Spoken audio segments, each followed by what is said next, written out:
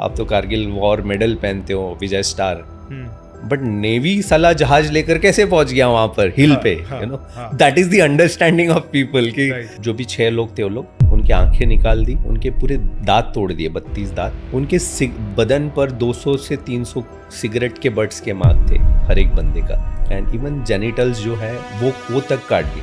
That was the inhuman thing they did. का पूरा वो जो टेररिस्ट या जो भी है उनको मालूम नहीं है कि हम कितने बड़े हरामी हैं करके, हम कितने बड़े टेररिस्ट है, they don't know. Admiral Sushil Kumar was very clear कि दुनिया को अनाउंस कर दो we are here, and nobody expected Indian navy will do this. Suddenly ये team is sending proposal for huge containers of डब्बे कॉन्डोम्स का. तो फिर यहाँ साले नेवल हेडक्वार्टर्स में परेशान, ये लोग क्या करने भेजा, कर क्या रहे लोग करके ना.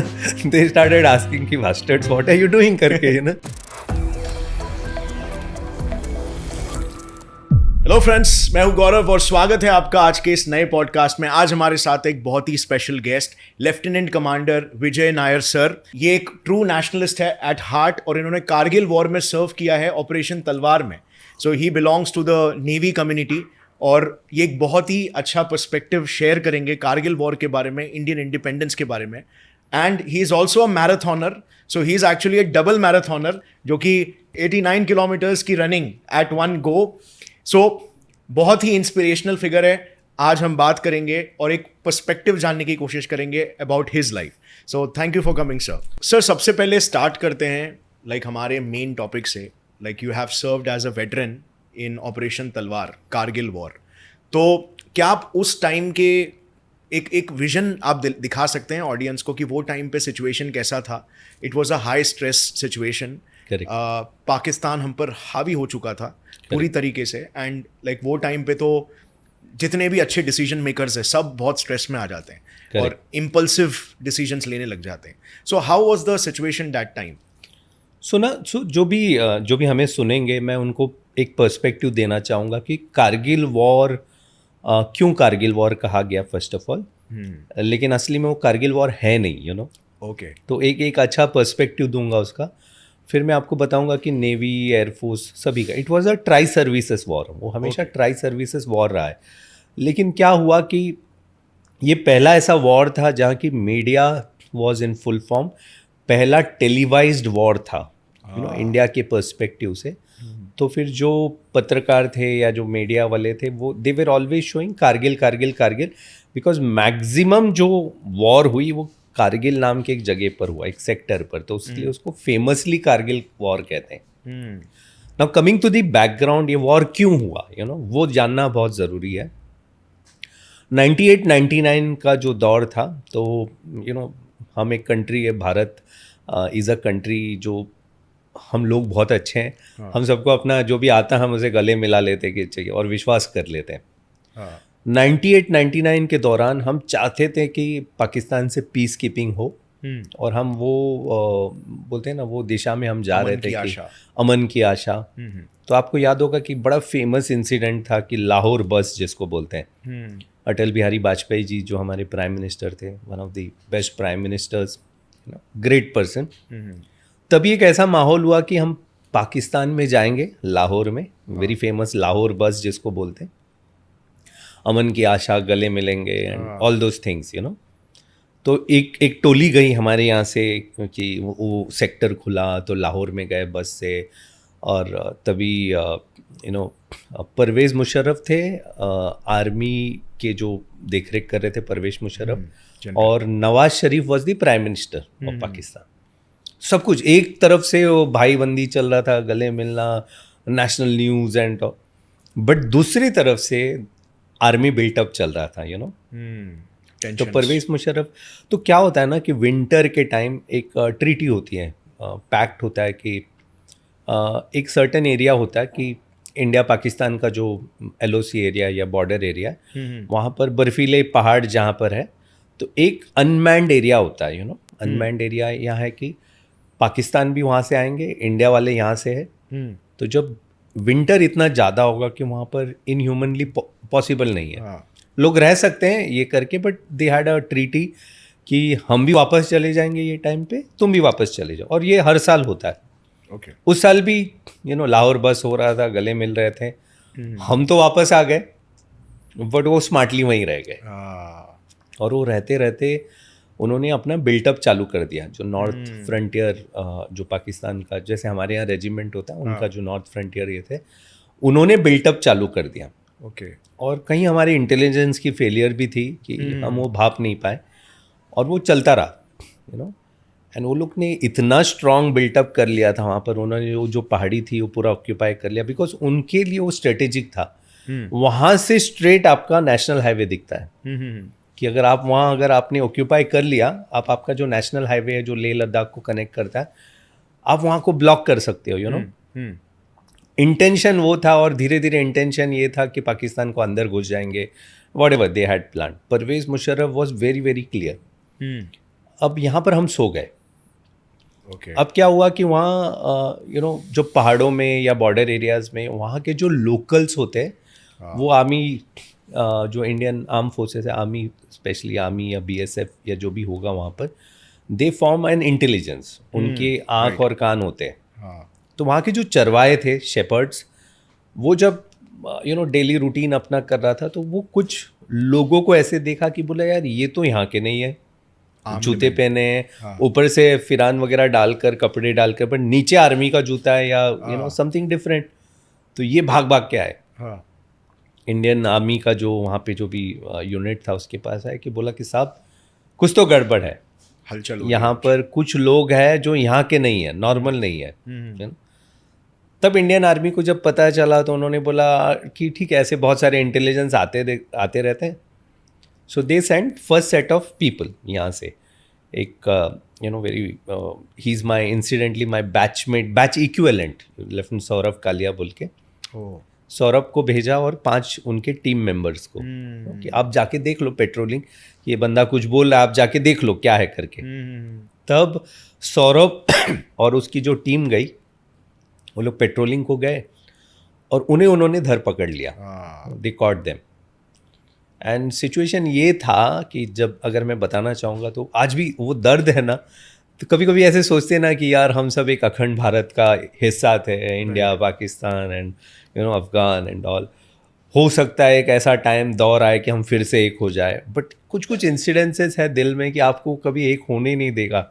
ये पर्सनली मेरा पर्सपेक्टिव है, बिकॉज सौरभ और उसके लोगों को उन्होंने ऐसे ट्रीट किया। बिकॉज सी, जब प्रिजनर ऑफ वॉर, जब ये तो वॉर भी नहीं था, जब प्रिजनर ऑफ वॉर आप बन के जाते हो तो एक आपका एक रिस्पेक्ट होता है, there is an agreement, you know, Geneva pact जिसको बोलते हैं, कि आप उसके हिसाब से आपको रिस्पेक्ट देते हैं। If I M N officer from the arm forces, मुझे ऑफिसर जैसे ही ट्रीट किया जाएगा, यू नो। मेरा ठीक है, पर्सनल कुछ नहीं है, पर्सनल कुछ नहीं है, ही इज ऑल्सो डूइंग अपने कंट्री के लिए, मैं अपने कंट्री के लिए। आपने पकड़ लिया तो, बट आपको नहीं पता होगा कि सौरभ के साथ what they did was, they removed all, जो भी 6 लोग थे वो लोग, उनकी आंखें निकाल दी, उनके पूरे दांत तोड़ दिए, 32 दांत।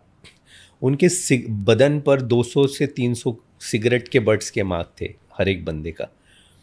पैर तोड़ दिए, हाथ तोड़ दिए, उंगलियां काट दी, एंड इवन जेनिटल्स जो है वो तक काट दिए। That was the inhuman thing they did, humanity का पूरा। अब सौरभ का पता नहीं चल रहा था हमें, तो वी सेंट द नेक्स्ट, जो अगला दस्ता था, कैप्टन अमित भारद्वाज और कुछ 22-23 लोग गए थे। जब ये भी जाके देखे, तो जब अमित वहाँ जाकर देखा कि यार ये तो माजरा अलग ही है, and there are some 500-600 people वहाँ पर, तब as an officer from the Indian army, अब Amit, you know, when we say कि यंग 22-23 ईयर्स जो कारगिल वॉर जिन्होंने जिताया, अमित ने क्या किया, देखा कि हमारा बचना मुश्किल है, यहाँ पर 600-700 लोग थे। अमित ने क्या किया, अमित और एक जो उनके साथी थे, उन्होंने बोला कि हम यहाँ रुकेंगे, हम इनको रोकते हैं, आप लोग चले जाओ, जो बाकी के 20 लोग थे, आप लोग जाओ जितने जल्दी हो सकते, पिछले यूनिट को रिपोर्ट करो कि यहाँ माजरा कुछ अलग है करके। And then Amit and this 2 guys fought 700 people, you know, and ऐसे था कि अमित भी fail in line of duty, both of them. उनका जो पार्थिव शरीर जब मिला, दैट वाज 56 days लेटर, बर्फ में धंस गया था। दैट वाज द सो जब इंडियन आर्मी को पता चला कि माजरा कुछ अलग है, तब फिर as a nation Atal Bihari Vajpayee ji and arm forces की जो चीफ थे, तब हमें लगा कि अब घुसपैठ कुछ अलग लेवल का हो गया। राइट। एंड फिर जब सौरभ का जब वी गॉट हिज बॉडी और उसका जो कंडीशन देखा, तब हमने वो कसम खाई थी कि पहला गोली तुमने चलाया, लास्ट गोली कब चलेगी वो हम डिसाइड करेंगे करके। And that was the announcement of Kargil war. ये इसका बैकग्राउंड है, एंड कारगिल वॉर जब हुआ, फिर स्ट्रेटेजिक लेवल पे मीटिंग होते हैं। If I am not wrong, George Fernandes was the defence minister then. तब हमने डिसाइड किया कि this would be a tri services war. See movie में जैसे आपने कहा ना कि मूवी में सब हम क्या दिखाते कि आर्मी आर्मी आर्मी, राइट। दो आई एम फ्रॉम नेवी, थोड़ा मैं बायस रहूँगा, but it was not about only army, it was about army, navy, air force, right, tri services. जब वो मीटिंग हुई, जब मिनिस्ट्री और हमारी जो फौज है that is always dependent on the political decision, unlike Pakistan. नहीं तो आज क्या होता है कि हम लोग गवर्नमेंट को ओवरटेक कर लेते हैं यहाँ पे। It is very easy to do that because we have power everything, but we follow a system, we follow constitution. तो जो भी पॉलिटिकल, आज बीजेपी होगी तो कल कांग्रेस होगा, तब whenever whoever comes, political will के ऊपर है। That is how the system should be. तब उन्होंने डिसाइड किया कि जब हाई लेवल मीटिंग हुई, so navy was the first to support, saying कि फुल फ्लेज वॉर में जाते हैं। एडमिरल सुशील कुमार थे तब, and that's how the war began, and फिर तो Kargil war was, it was totally on the willpower of that 22-23 years old average age जो कारगिल में जो soldiers लड़ रहे थे, average, if you take the average age was 23-24। जब हम बोलते हैं ना देश 22 साल वाला क्या देश चलाएगा, तो 22 साल वाले ने ही सब कुछ किया। We lost 547 soldiers, officers, jawans, air force के कुछ officers and ये, and we were some 1,000+ injured in that war। and वो war ऐसा था ना, practically impossible to win, practically impossible, because आप एक पहाड़ पे बैठे हो, पाकिस्तान हो, आप पहाड़ पे बैठे हो, पहाड़ से आप पत्थर फेंक रहे हो, बोल्डर्स मार रहे हो, प्लस आप बंदूकें चला रहे हो, and for you to counter that from नीचे से ऊपर आपको जाना है। आप एक 22 साल का ऑफिसर हो, लेफ्टिनेंट या captain. So, I was 22 years old when we come to the later part of story। आपको मोटिवेट करना है लोगों को कि आपको वहाँ जाना है, और आपको मालूम है कि बहुत लोग जाएंगे, बहुत लोग मरने वाले। एंड वो जो सोल्जर्स भी, हमारे जो भारतीय फौज की जो सोल्जर्स है, दे आर अल्टीमेट मोटिवेटेड। हम बोलते हैं ना कि टेररिस्ट अगर इतने मोटिवेटेड है, वो तो एक अलग तरीके से मोटिवेशन है, राइट। तो हम बोलते हैं ना कि हाँ, यहाँ के लोग तो इतने मोटिवेटेड है कि अगर वो चाहे तो बहुत कुछ कर सकते हैं, बट हम लोग एक डिसिप्लिन, एक कल्चर में पले हुए हैं। So this was a beautiful quote said by one of my dear friend major Samar Toor बोल के, एक पॉडकास्ट में उन्होंने कहा, so I am taking this from him, कि अगर आ गए, उतर गए, तो फिर तो हम टेररिस्ट तो कुछ भी नहीं है हमारे सामने। सो दिस गाइज, ये लोग पूरे ऊपर चढ़े, उसके ऊपर से गोलियां आती रही, बहुत लोग गिरे, बहुत लोग मरे, and still we captured that.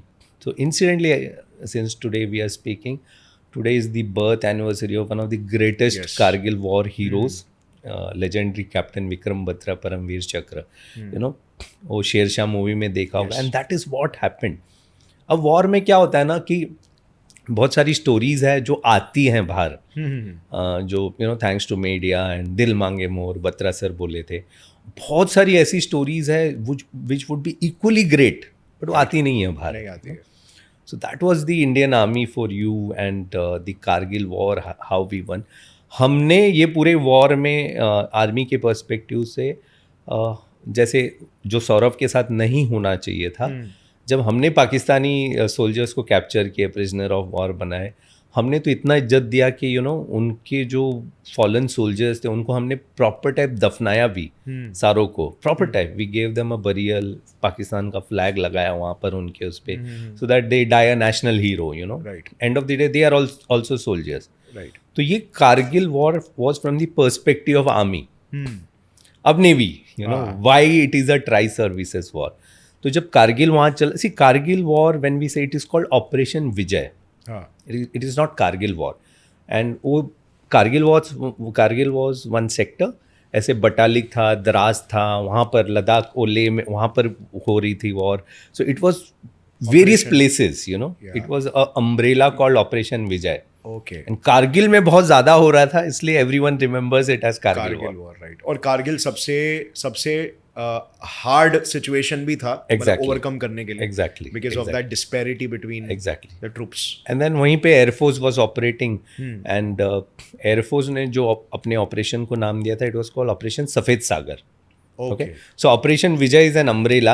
Army was fighting as Operation Vijay. Air Force was fighting as Operation Safed Sagar.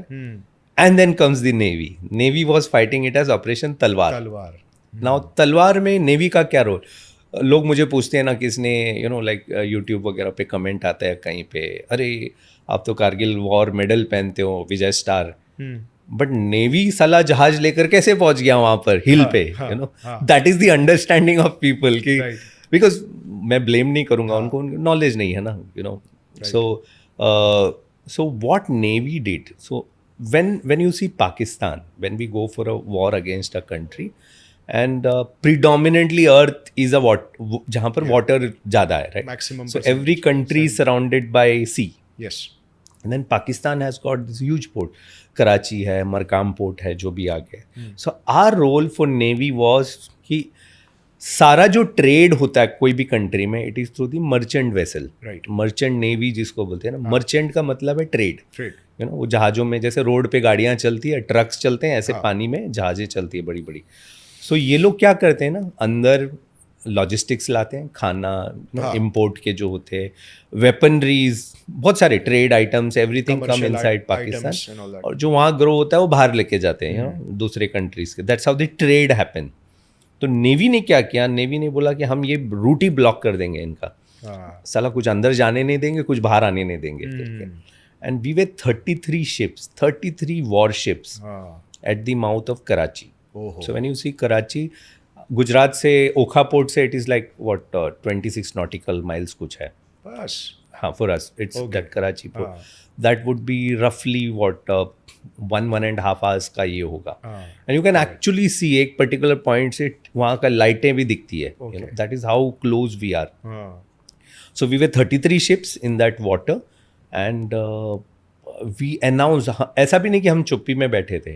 Admiral Sushil Kumar was very clear कि दुनिया को अनाउंस कर दो, we are here, whatever geopolitical situation जो भी होगा, कि boss you can not mess around with us, अब हम आ गए करके. And then idea was to attack Karachi, जैसे 71 में किया था, to attack Karachi and block everything.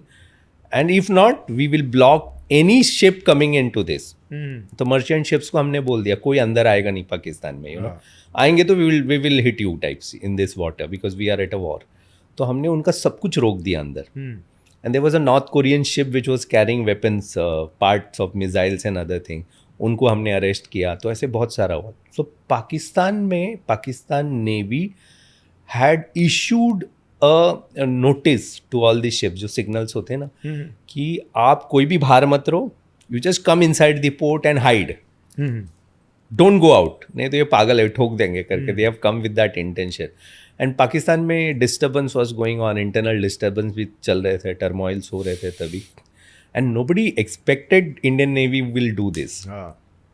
And we were just short of one day, you know. See, as I said, पहले भी मैंने कहा कि पॉलिटिकल विल होता है कि you no, and war is destruction. अगर हम वॉर पे जाते तो probably they would have, and they were always playing that nuclear card, कि हम न्यूक्लियर कंट्री है, हम कुछ भी अगर हमें छेड़ दो तो बटन पे हाथ रख दिया, हम पूरा इंडिया को ये कर देंगे करके. दिल्ली पे मुंबई पे. तो हमने बोला कि देखते हैं. Pervez Musharraf was the person who was saying like कि बटन पे हाथ है, दिल्ली निशाने पे, मुंबई निशाने पे. एग्जैक्टली. तो हमने 2 fold कर दिया. एक तो हम पाकिस्तानी वाटर में थे वहाँ पर, और दूसरा हमने यहाँ अपने एसेट्स को सब गार्ड करना चालू कर दिया, because that is also one of the roles of navy, right. तो हमने जो बॉम्बे हाई या जो भी जहाँ जो इंपॉर्टेंट एसेट्स थे, we started guarding it. Because what happens कि you can not underestimate, किसी को प्रेडिक्ट भी नहीं कर सकते, अंडर एस्टिमेट भी नहीं कर सकते. So later when we come, so there are marine commandos. Pakistan also have got marine command. So one of the roles of marine commandos are कि वो sea attack करे, you know, पानी के अंदर से आए, अपने एसेट को कुछ लगा के चला जाएगा, मालूम भी नहीं पड़ेगा. So we had to protect ourselves from that. At the same time we have to be offensive at that particular part. But वही हुआ कि by the time Pakistan realise, आप बिलीव नहीं करोगे, वो कंट्री में सिर्फ 6 दिन का राशन, 6 दिन की फ्यूल बची थी पाकिस्तान में. That was the situation when everything was cut off. So by natural अगर आप देखोगे 5 रीजन जिसमें पाकिस्तान ने सरेंडर किया 99, this is one of the major reasons. Because जो कंट्री, हाँ, जबकि वहाँ वेपन्स वगैरह ऑलरेडी थे, बहुत सारे अंदर थे, फिर उन्होंने विल पावर लूज कर दिया. एक आर्मी नेवी एयरफोर्स के साथ क्या होता है कि उस सपोर्ट गवर्नमेंट का मिलना बहुत ज़रूरी होता है. And Pakistan started disowning their own army. मतलब ये हमारे लोग नहीं है करके, यू नो, खाने पीने की, because soldiers are soldiers, they are equivalent. Like हमारे देश के लिए, since I am a hardcore nationalist, मैं देश के लिए मार दूंगा, मैं जान भी दे दूंगा. एंड आई एम श्योर जो भी सोल्जर्स होंगे वहाँ पे, उनका भी वही इंटेंशन होगा. जब वो सोल्जर्स को अपना गवर्नमेंट हैड स्टार्टेड सेइंग कि हमारे सोल्जर्स ही नहीं है, जो मरे इंडिया ने जिसको मारा है वो हमारे सोल्जर्स ही नहीं, आई डोंट नो करके, तो देन दे ऑल्सो डिमोटिवेटेड होना स्टार्ट हो, मनोबल पूरा चला गया. And that's how the role of navy. So we were fully prepared. So I was in one of those ships, वो 33 शिप्स में I was part of that. See nothing like कि हमें चुना गया कि आप वॉर को जाओ, नथिंग, बाय इंसिडेंट, कोइंसिडेंस, जो भी बोलो. आई was in one of those ships and I was in that one of those 4 ships which was in the front, which would have attacked Pakistan had we given a political will, you know. So by virtue of that, you get to was there for 30-35 days in and out. So ships अंदर जाती थी, बाहर आती थी, it used to come back, it used to go. It was that cycle 30. So it was a different scenario. It was like a war-like scenario. So what, सिर्फ वो button दबाना छोड़ के बाकी तो everything you had seen, the action station and all. And that too at the age of 22. So that's how I'm privileged to wear that Kargil War Medal जिसको बोलते हैं. So it is called Operation Vijay Medal. Okay. Vijay Star Vijay Medal बोलते हैं. So that is how the entire perspective of Kargil, the Kargil War, and it was a tri-services war. इसलिए मैं बार बार वो दोहरा रहा हूँ कि लोगों को नहीं मालूम है. Right. लोग बोलते हैं कि more focused on army. Right. So that was it. Sir, like आपने बहुत अच्छे से सारे दोनों पर्सपेक्टिव समझा दिए. बिकॉज यहाँ पे लाइक एक टीम वर्क के साथ ही सक्सेस हासिल किया जा सकता है, राइट? Exactly. यहाँ पे जो चोकिंग वाला है वो कहीं ना कहीं ऑब्वियसली ग्रेट इम्पैक्ट क्रिएट किया आर्मी के ऊपर. Exactly. And it spiral down और अंत में they withdrew the troops. So sir आपने एक पॉइंट बताया, लाइक और ये मैं ना हमेशा से मेरे दिमाग में ये चीज़ है और आई थिंक बहुत सारे व्यूअर्स के भी दिमाग में रहेगी. किसी लाइक नॉर्मल इंसान को मौत से डर लगता है, but then you have the military people, army people, navy and all those people जो लोग देश के लिए जान देने तक को भी तैयार हो जाते हैं. तो how is this mindset different from a normal civilian mindset जिसके लिए like मतलब you know लाइफ एक बहुत ही प्रीशियस चीज़ है, बट यहाँ पर आप अपनी लाइफ को गवा देते हो तो वो प्रीशियस बन जाता है. Something that sort of perspective. तो क्या पर्सपेक्टिव है, क्या ट्रेनिंग कराया जाता है इस माइंडसेट के लिए इन द मिलिट्री कि कैसे क्या? नहीं, सही बात है. बिकॉज यू नो लाइक जब हम आर्मी नेवी एयरफोर्स ज्वाइन करते हैं, we are like any other, you know 12 के बाद अगर आप ज्वाइन करते हो तो like any other youngster 18-19 years old वाले. एंड अगर आप फिर ग्रेजुएशन के बाद ज्वाइन करते हो तो थोड़ा mature, but still you are that raw individual जिसको मौत से डर लगता है. You know every one of us fear. जब हम एकेडमी जाते, see this is the role of academies. When you say national defence academy, NDA, IMA Indian Military Academy, INA Indian Naval Academy, and AFA Indian Air Force Academy. Plus we have the academies training our men, officers. तो officers के लिए ये सारे हो गए. जो हमारे जवान, सोल्जर्स, एयरमैन होते हैं, उनका ट्रेनिंग के लिए उनकी एकेडमीज होती है, यू नो. तो इस सारा जो श्रेय है I would give it to academy. Because आप एकेडमी में जाते हो, आपको एक अलग ही चेंज यू. जब आप पहला जाते हो, first day when you go, you are like साला कहाँ फंस गए करके ना. जब आप धीरे धीरे, देयर इज अ सिस्टम. आपके 6 महीने सीनियर होंगे, ऐसे 3 साल तक सीनियर लोग होते हैं वहाँ पे when you go in the academy. And through out आपका जो इमीडिएट वाला होगा 6 महीना सीनियर, उसका 6 महीने थ्रू आउट जो एकेडमी की ट्रेनिंग है, you have been conditioned that way कि नथिंग है जैसे जो चेतवोट का मोटो इटसेल्फ जो है दैट सेज कि country is above everything, you know, country comes first irrespective of anything. Then come the people whom you command as an officer. मेरे under अगर you know men and women who would be under me, they come second. Civilians. Third come your family and the comfort of yourself.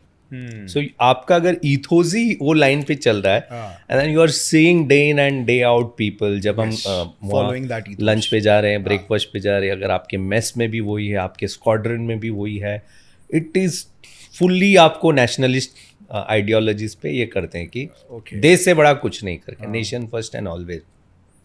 And trust me anyone who comes in, वो जब निकलता है academy के बाहर, he is always that कि ना मैं मार, कैसे होता है पहले हम मूवीज में देखते हैं ना कि देश के लिए मर मिटेंगे बोलते थे, you know, like our idea. So our academies change that perspective. Academy ने हमको ये सिखाया कि देश के लिए मार मिटेंगे करके, you no, you will kill anybody for your country. And in that process if you die, fine, that is a part of this thing. तो इसलिए ना मौत का खौफ हट गया. Even today if you see any officer, anyone who's retired, who's a veteran, I won't use retired, आज भी अगर बोले ना कि कल को वॉर को जाना है, people won't think even this thing. Forget about family, बीवी हैं, बच्चे हैं, दोस्त हैं, पेरेंट्स हैं, ailing parents हैं, nobody will care. ठीक है यार, you have chosen to be with a soldier. तो ये आपका लुकआउट है, आप कैसे जियोगे मेरे बात करके. Right. And Fauj definitely takes care of people, you know, when even if you are not there, there are setups. Fauj का setup ही वैसा है कि everyone is taken care of. तो इसलिए मौत से नहीं डरते. इसलिए I would quote Major Samar here. उसके इंटरव्यू में उसने कहा था कि वो जो टेररिस्ट या जो भी है, उनको मालूम नहीं है कि हम कितने बड़े हरामी हैं करके, हम कितने बड़े टेररिस्ट है, they don't know. We are only conditioned to be disciplined. Yes. You know? And the day we take it in our hands, so everything would be different. तो ये ideologies probably all are academies does that. And trust me जब when I remember when I was part of operation Talwar, जब वो first time बताया गया था कि operation Talwar में जाता, उसकी सीरियसनेस क्या, अपने को तो नहीं पता, 21-22 साल के बच्चे लड़के थे. पहला इमोशन आज भी फियर होता है. पहला emotion, first emotion is fear, you know, like when you are told suddenly कि आपको वॉर में जाना है, तो पहला वो इमोशन होता है fear, you no. And that's true for everyone. But that is for a moment, 5 minute max ऐसे लगता है. उसके बाद यूफोरिया टेक ओवर कर जाता है. यार साला इसी के लिए तो इसी के लिए तो यूनिफॉर्म पहने थे ना करके, यार टाइम पास करने थोड़ी ना आया करके. You have chosen this, right? And then that is for each one of us. तो प्रोबेबली वो पूरी एकेडमी को श्रेय जाता है. It is unlike any other training institutions in the world, like where you are nurtured by your immediate senior, जो आपके 6 महीने से, अगर आप 19 साल के होंगे तो 19.5 साल का वो लड़का होगा जो आपको ट्रेन करता होगा. उसके ऊपर फिर जो 20 साल, फिर 21 साल वाले होंगे. So throughout that 3-4 years का जो गैप होता है, every time you are drilled country come first करके, यू नो, मेरा देश, मेरा ये glories, stories of heroes and you no and the everyone. Heroes, when I say, it's inclusive, men and women both who had fought for this country.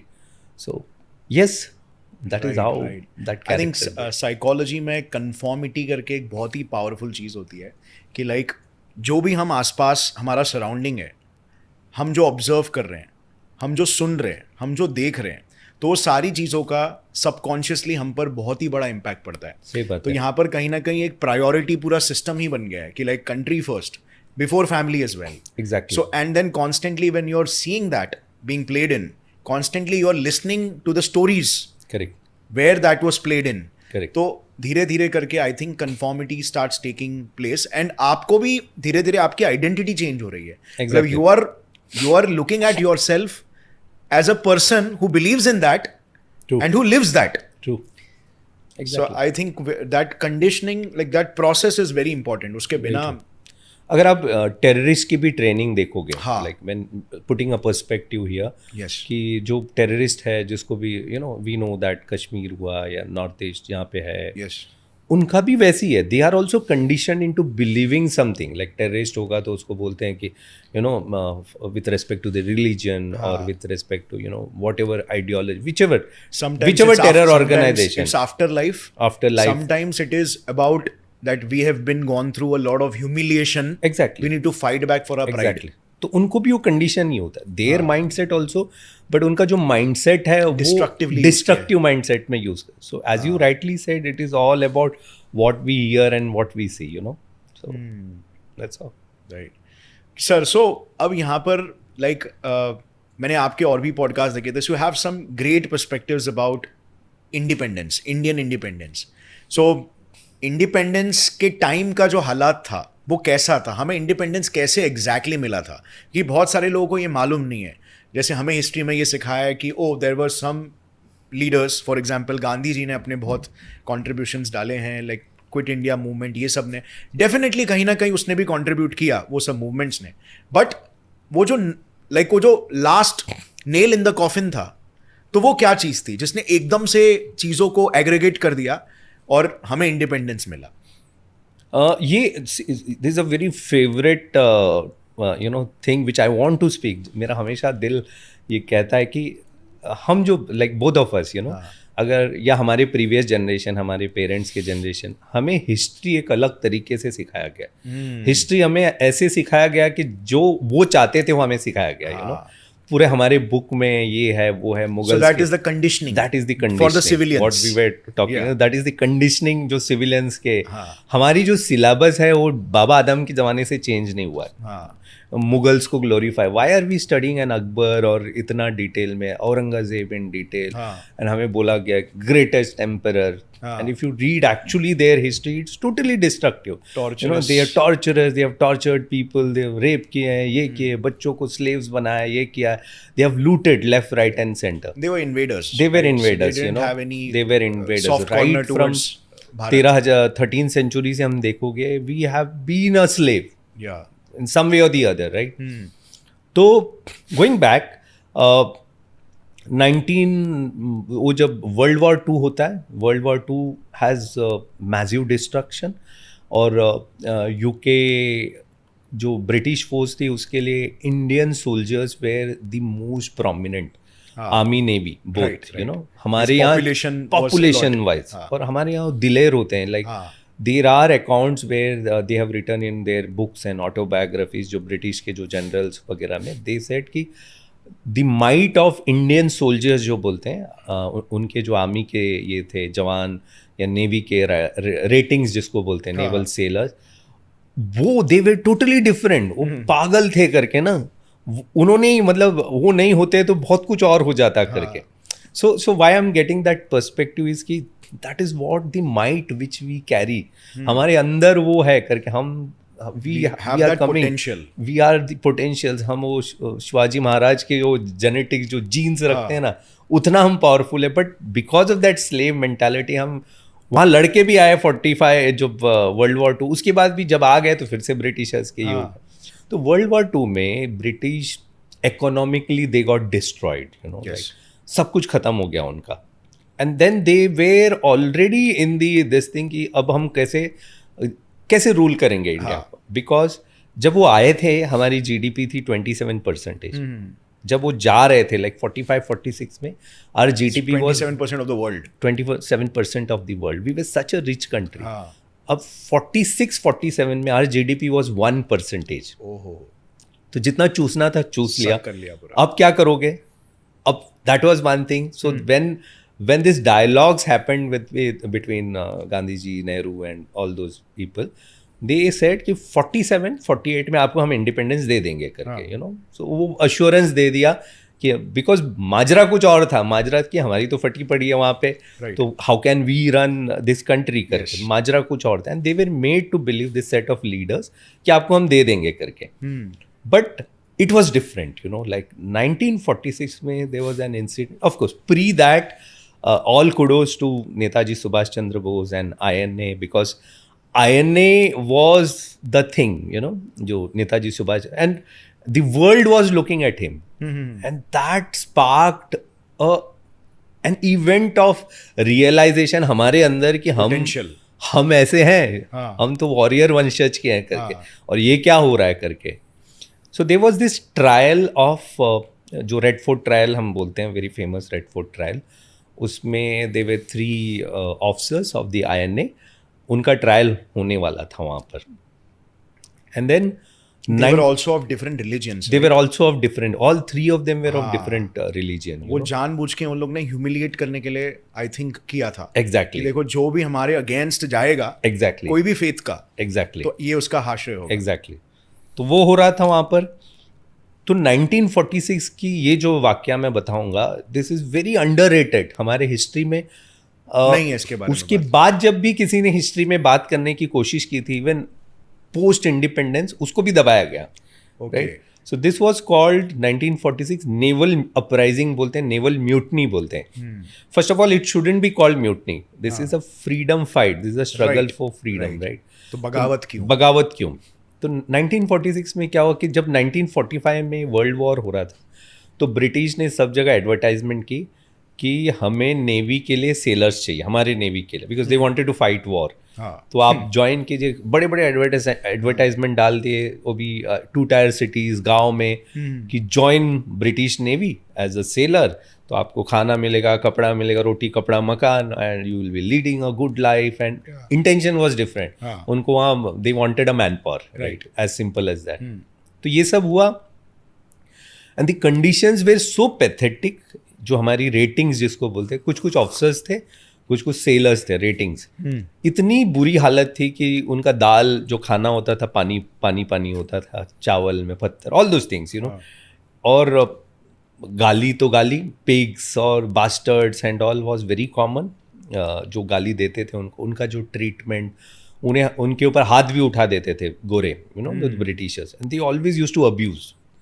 इतना बुरा हालत हो गया था कि of course they went for the war, they came back, and because of the naval ratings, Indian naval जो थे, उसकी वजह से उनको ग्लोरी भी मिली वॉर में. 1945 में the British Navy. So when they came back, और यही माजरा चलता रहा, and then they started removing people. कि काम तो हो गया, अब फिर लोग ऐसे हो गए कि अब हम जाए कहाँ करके ना. तुमने तो बोला था करियर होगा इधर, बड़े बड़े वादे दिखाए, अब तुम उनको ह्यूमिलेट कर रहे हो. फिर जानबूझ के they started you know playing all this. खाना खराब देना, कपड़े ये करना, सामने वाला छोड़ ताकि सामने वाला छोड़ दे. जैसे आजकल कॉर्पोरेट में होता है ना कि आपको निकालना नहीं है तो प्यार से they will ensure that you go, जो भी है वैसे. तो व्हेन दिस वाज हैपनिंग, बहुत जिल्लत सैली. तो एक फर्स्ट सेट ऑफ शिप में एक पहली बार एक नेवल सेलर ने, his name was R K. Singh. You know, history में किसको नहीं पता है. सच अ, ये जो नाम है, this should be there in the history, right. किसी को नहीं पता. Even I heard when I started researching. R K. Singh बोल के एक सेलर ने, तो सेलर की टोपी होती थी, ऐसे गोल्ड टोपी होती थी. अभी तो there is a P cap and all. So when that British officer जब आया, तो किसी को हिम्मत नहीं हुई थी. तो ये बंदे को, he was what 22 years old, इसने बोला जो होगा. And he was of the ideology of Netaji Subhash Chandra Bose की आइडियोलॉजी. ये बोला भाड़ में जाए, देखते हैं क्या होता है. तो इसने अपनी टोपी ऐसे निकाली, नीचे ऐसे डाली, उस पे पैर से ऐसे कुचला, और जो ब्रिटिश ऑफिसर था उसकी आंखों में आंखें देखा, बोला कि जो होगा देखा, हम ये नहीं सहेंगे अब जो हो रहा है ना. And that was the first time. Symbolic एकदम. That was the first time ऐसे कुछ हुआ. And he was arrested. उसको इमीडिएटली अरेस्ट करके लेके गए. But within no time, see now they had 78 warships. Britain had, UK had 78 warship, and बहुत सारे एस्टेब्लिशमेंट्स थे, नेवल एस्टेब्लिशमेंट एंड जहाज. And now every one of them were connected to the radio telegraphy and all. इसमें man power was Indians always. British sellers बहुत कम थे, उनके officers होते थे, और इंडियन नेवल ऑफिसर बहुत कम थे. यू नो, लाइक 100 ऑफिसर होंगे तो 2, 4, 5 ऐसे होंगे. बट सेलर्स पूरे के पूरे जो जहाज में सेलर्स चलाते वो इंडियन ओरिजिन के थे. तो उसमें there are various departments in ship. एक होता है रेडियो टेलीग्राफी, कम्युनिकेशन का. तो जब ये इंसिडेंट हुआ, तो इन्होंने एक जहाज में इन्होंने रिले कर दिया कि ऐसे ऐसे हुआ है. Now our next step is कि हम लोग पूरा टेक ओवर कर लेंगे करके. So they formed a group, and धीरे धीरे you will not believe 78 ships were captured by the Indian naval sailors. And they were apt at that. Technically वो लोग strong थे, और इन्होंने डिसाइड किया कि first time in the history, probably people will not know, British का जो flag है ना, जो जहाज़ों पे लगती थी, they removed that. Union Jack, पूरा यूनियन जैक को नीचे किया, and there were 3 flags together they put, Indian National Congress, Muslim League और आई बिलीव सीपीएम का, ये 3 फ्लैग को एक एक करके हर एक जहाज में उन्होंने रेस किया, 78 ships and establishment, and that was the first trigger for independence, and they took over. And जब Bombay, Karachi, Madras, those days it was called Madras, इन सारी जगहों पे पोर्ट ये कर दिया.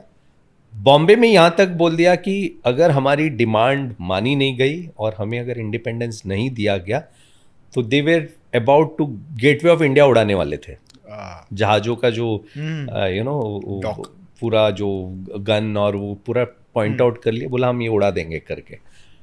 ब्रिटिशर्स की इतनी बुरी हालत थी, that was the first time they realise कि दे आर इन मिलियंस, ये लोग तो पॉपुलेशन ही इनका इतना है, एंड और हम तो एकदम छुटकी भर के करके हम तो सिर्फ ऑर्डर देते हैं, ऑर्डर देने का काम है अब. हाँ, और ये एक साथ आ गए हैं अभी, इनका माइंडसेट इज चेंजिंग, लाइक खुद को अपना ऑर्डर दे रहे हैं. एग्जैक्टली, और ये गए करके, अभी हम गए. So it was such thing, यहाँ के जो भी whoever was the in charge of that particular thing, he went to England, वहाँ जाके, and there was a huge वहाँ पे uproar.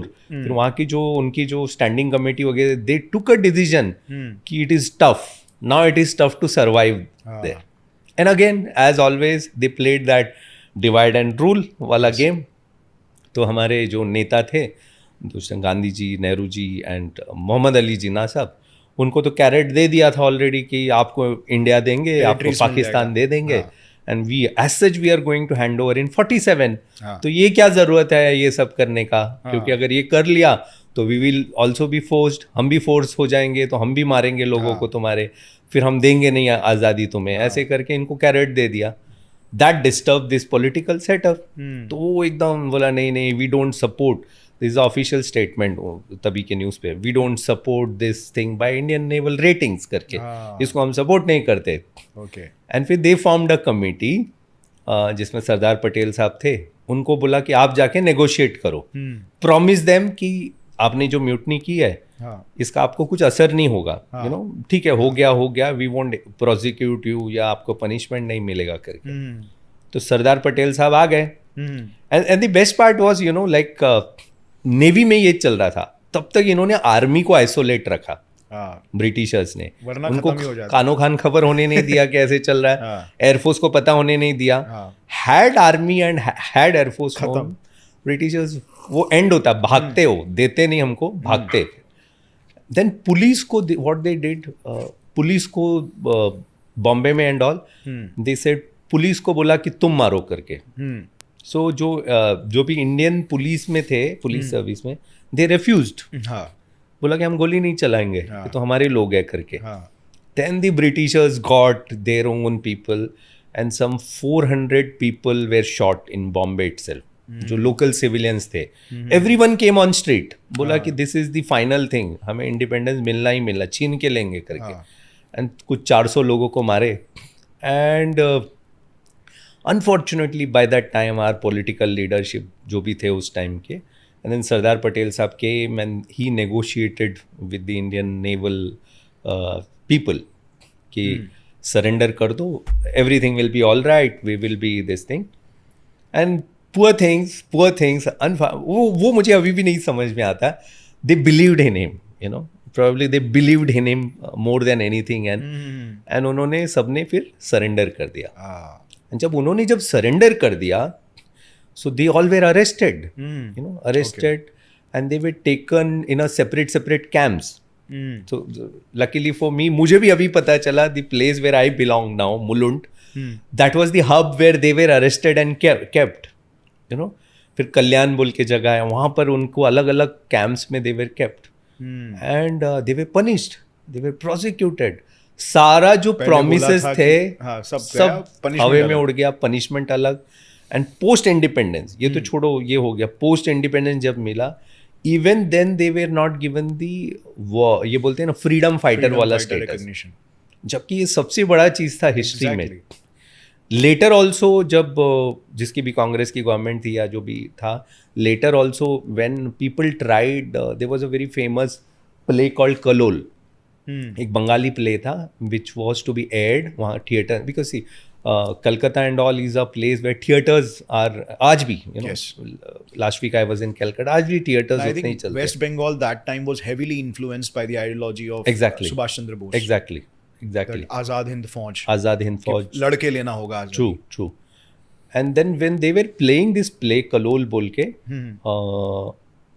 that time वहाँ की जो गवर्नमेंट थी, they didn't allow it to play because लोगों को पता चल जाएगा हुआ क्या था. Right. And then it was barricaded by 3 or 4 layers of other political party to ensure that that play happens and people know. और वो इतना बड़ा हिट था वो play, when people came to know कि boss this is what is सच्चाई की शक्ति, ये सच्चाई की चीज, this is what exactly happened. And वो conveniently this particular thing was kept under wraps. And now people like me also, for example, I was from the Navy, हमने academy days, जब when we academy में along with all your physical activity you also have to read military history and undergo this thing, you know. Yes. Even I had not, मैंने पढ़ा था but ठीक है हुआ होगा. So ये तो अभी 3-4 साल पहले से when all this thanks to the social media and things started happening, जब more and more things are coming out, more and more people are speaking on history. When I did this research and when I was reading this article, there is an author who had researched in volumes and volumes only about 1946 mutiny. I think Pramod Kumar या कुछ है उनका नाम. So when I read that, तभी मुझे पता चला यार ये तो अलग ही गेम है करके. And you'll not believe, Sholay picture में A.K. हंगल साहब है जो ऑलवेज वो इधर कोई पुलिस का कैरेक्टर करता है, उसमें तो उसका एक बूढ़े दादा का किया है, son is A.K. Hangal. I heard somewhere कि ये फ्रीडम फाइटर थे. जब मैं पढ़ने चालू किया, I realized कि this people were the biggest support for this naval sailors, naval ratings जो थे. A.K. Hangal sahab, Balraj Sahni, then Prithviraj Kapoor and all those. एक PM नायर बोल के थे. These were the people who supported. And had our political will happened that time, had they supported, probably हमें तो independence 15 साल पहले ही मिल गया होता. 1932 के आसपास ही हमें independent. British started weakening there, but हमने अपॉर्चुनिटी ली नहीं. मतलब हम हमेशा नेगोशिएशंस में गए, हम हमेशा ये देखे कि हमें क्या मिल सकता है बदले में. एग्जैक्टली. और कुछ ऐसा पीसफुल एग्रीमेंट आए जहाँ पे मांडवली हो जाए, दोनों साइड्स को कुछ ना कुछ मिले. एग्जैक्टली. और ब्रिटिशर्स ने हमेशा उस चीज को एक्सप्लॉइट किया. Exactly. In fact I think one of the podcast I listened, the source of information, again, thanks to the podcast, like the channels which, people like you, since you all are brand ambassadors of podcast, all of you, like Abhijit Chavda हुआ, आप हुए, रणवीर हुआ, कीर्ति हुई. So I have learned so many things from the podcast. So one of the podcast, I think of Abhijit Chavda या कीर्ति, I'm forgetting that. तभी उसमें ये बहुत कुछ पता चला कि भैया ऐसे है करके, lot of things would have happened long back, whereas ये सब हम ये करते. Like for example quit India movement, very classic example. Quit India movement में आपने सबको बोल दिया क्विट इंडिया. किसको बोले? Common people like me and you. Why it was not told to someone who's in military or navy या government officials है, उनको क्यों नहीं बोला कि क्विट इंडिया कर. जहाँ पे दर्द होता है वहाँ पे अटैक करना चाहिए ना. जहाँ पे दर्द नहीं होता है वहाँ पे अटैक तो सिर्फ दिखावा हो गया. और इमेजिन कि अगर सभी ने क्विट इंडिया मूवमेंट में पार्टिसिपेट किया होता या नो कॉपरेशन में, बहुत पहले हो गई होती, बहुत पहले हो जाता. और जैसे आपने सर बताया कि किस तरीके से रोल प्ले हुआ कि सिर्फ एक पर्सन ने उसको टेलीकास्ट कर दिया, मतलब वो अपने आरटी पे. हाँ एग्जैक्टली. कम्युनिकेशन डिवाइस से उन्होंने वो कर दिया, और एक सिंबॉलिक बस एक इवेंट काफ़ी था ये चीज़ को स्प्रेड करने के लिए. तो आई थिंक इसको स्ट्रेटेजिकली भी बहुत पहले किया जा सकता था. एग्जैक्टली. कुछ अगर 1 या 2 लीडर्स, क्योंकि लीडर्स के पास सारा पावर और इन्फ्लुएंस था, वेरी ट्रू, बट वो लोग दिखाने के लिए कहीं ना कहीं हो सकता है कि किसी और जगह पे अटैक कर रहे हैं जहाँ पे कुछ नहीं होने वाला. Very true, very true. So अगर वो सही जगह पे करते वो टाइम पे, so this is also a very interesting perspective. अगर सही जगह पे वो करते हैं तो बहुत पहले ही मिलिट्री हो जाता, मिलिट्री अलग हो जाती. और वो टाइम पे तो आई थिंक 1938 से 42 तक तो वॉर्स चल रहे थे. एग्जैक्टली. 38 से 45 तक. तो 38 से ही हम वो तो कमजोरी हो गए थे, ब्रिटिशर्स हमें उनके लिए काय को वॉर लड़ रहा है भाई। Exactly and we had history of legendary like Bhagat Singh साहब जो और राजगुरु साहब, सुखदेव साहब, जो जहां से वो ट्रिगर मिला था, मोमेंट मिला था, there were so many other moments which were happening, probably channelise करते 38 वगैरह में, and then when the Britishers were actually weak. But जब जैसे जो हमारे लीडर्स थे वो टाइम पे, पॉलिटिकल लीडर्स, वो लोग ने इस चीज को कंडेम किया करेक्ट कि ये गलत है, ये गलत है, तो उससे वो स्पार्क आने से पहले ही बुझ जाता था। एग्जैक्टली एंड वो बोलते हैं ना कि वो जो पॉलिसी है कि यहाँ मारोगे तो यहाँ भी दो, this has we have been taught this in school, ये कौन सी पॉलिसी है, यू नो, आई कैन नॉट स्टिल। तभी जब सुनने में मजा आता था कि कोई ऐसे मारे, ऐसे दिल पे लगता था कि चलो, बट आप ऑपरेसर्स के साथ ऐसे नहीं कर सकते, बिकॉज़ वो आए ही हैं आपको ऑपरेस करने के लिए। तो वो तो लाइक मारेंगे, दोनों गालों पे थप्पड़ मारेंगे। And I don't know, I may be और wrong. ऑब्जेक्टिवली भी सर कि लाइक अगर आपने जैसे कहा कि लाइक 1% वेल्थ, तो वो वेल्थ कहाँ गया? Exactly. आज भी हम कहते हैं कि ब्रिटिशर्स के पास हमारा कितना सारा वेल्थ है, ट्रिलियंस की संपत्ति है, ट्रिलियंस की तो अल्टीमेटली डिस्ट्रक्शन तो हो गया। हमारा जो ये नॉन वायलेंट अप्रोच था उसने कहाँ बेनिफिट किया? And नहीं होता है, you know, I still fail to believe, क्योंकि स्कूल्स में अच्छे टीचर्स जो थे बेचारे, वो भी तो कंडीशनड हो क्या है ना, like even we were all condition. कोई मुझे बोलता है कि तभी एक गाल देने से मारे, यहाँ मारे तो दूसरा भी दो, यहाँ मारे फिर ये दो, कैसे चेंज हो? तो मारते ही जाएगा ना भैया, मारते ही जाएगा। और ह्यूमन नेचर जो है उसमें डोमिनेशन एक डार्क साइड है। Exactly. अभी जैसे हम ह्यूमंस तो है, लेकिन हमें एनिमलिस्टिक इंस्टिंक्ट्स भी है, राइट? और अगर हम किसी एनिमल को देखेंगे तो शेर तो खाता ही है ना हिरन को। एग्जैक्टली हिरन सरेंडर कर देगा तो शेर थोड़ी ना बोलेगा कि भाई तू बहुत ही ऑनेस्ट हिरन है, मैं तेरे को छोड़ देता हूँ। सो कहने का तब ये है कि अगर हम डोमिनेट करने दे रहे हैं सामने वाले पार्टी को, हम लूटने दे रहे हैं तो लूटेंगे, उनको उससे क्या फर्क कि हम दूसरा गाल दे।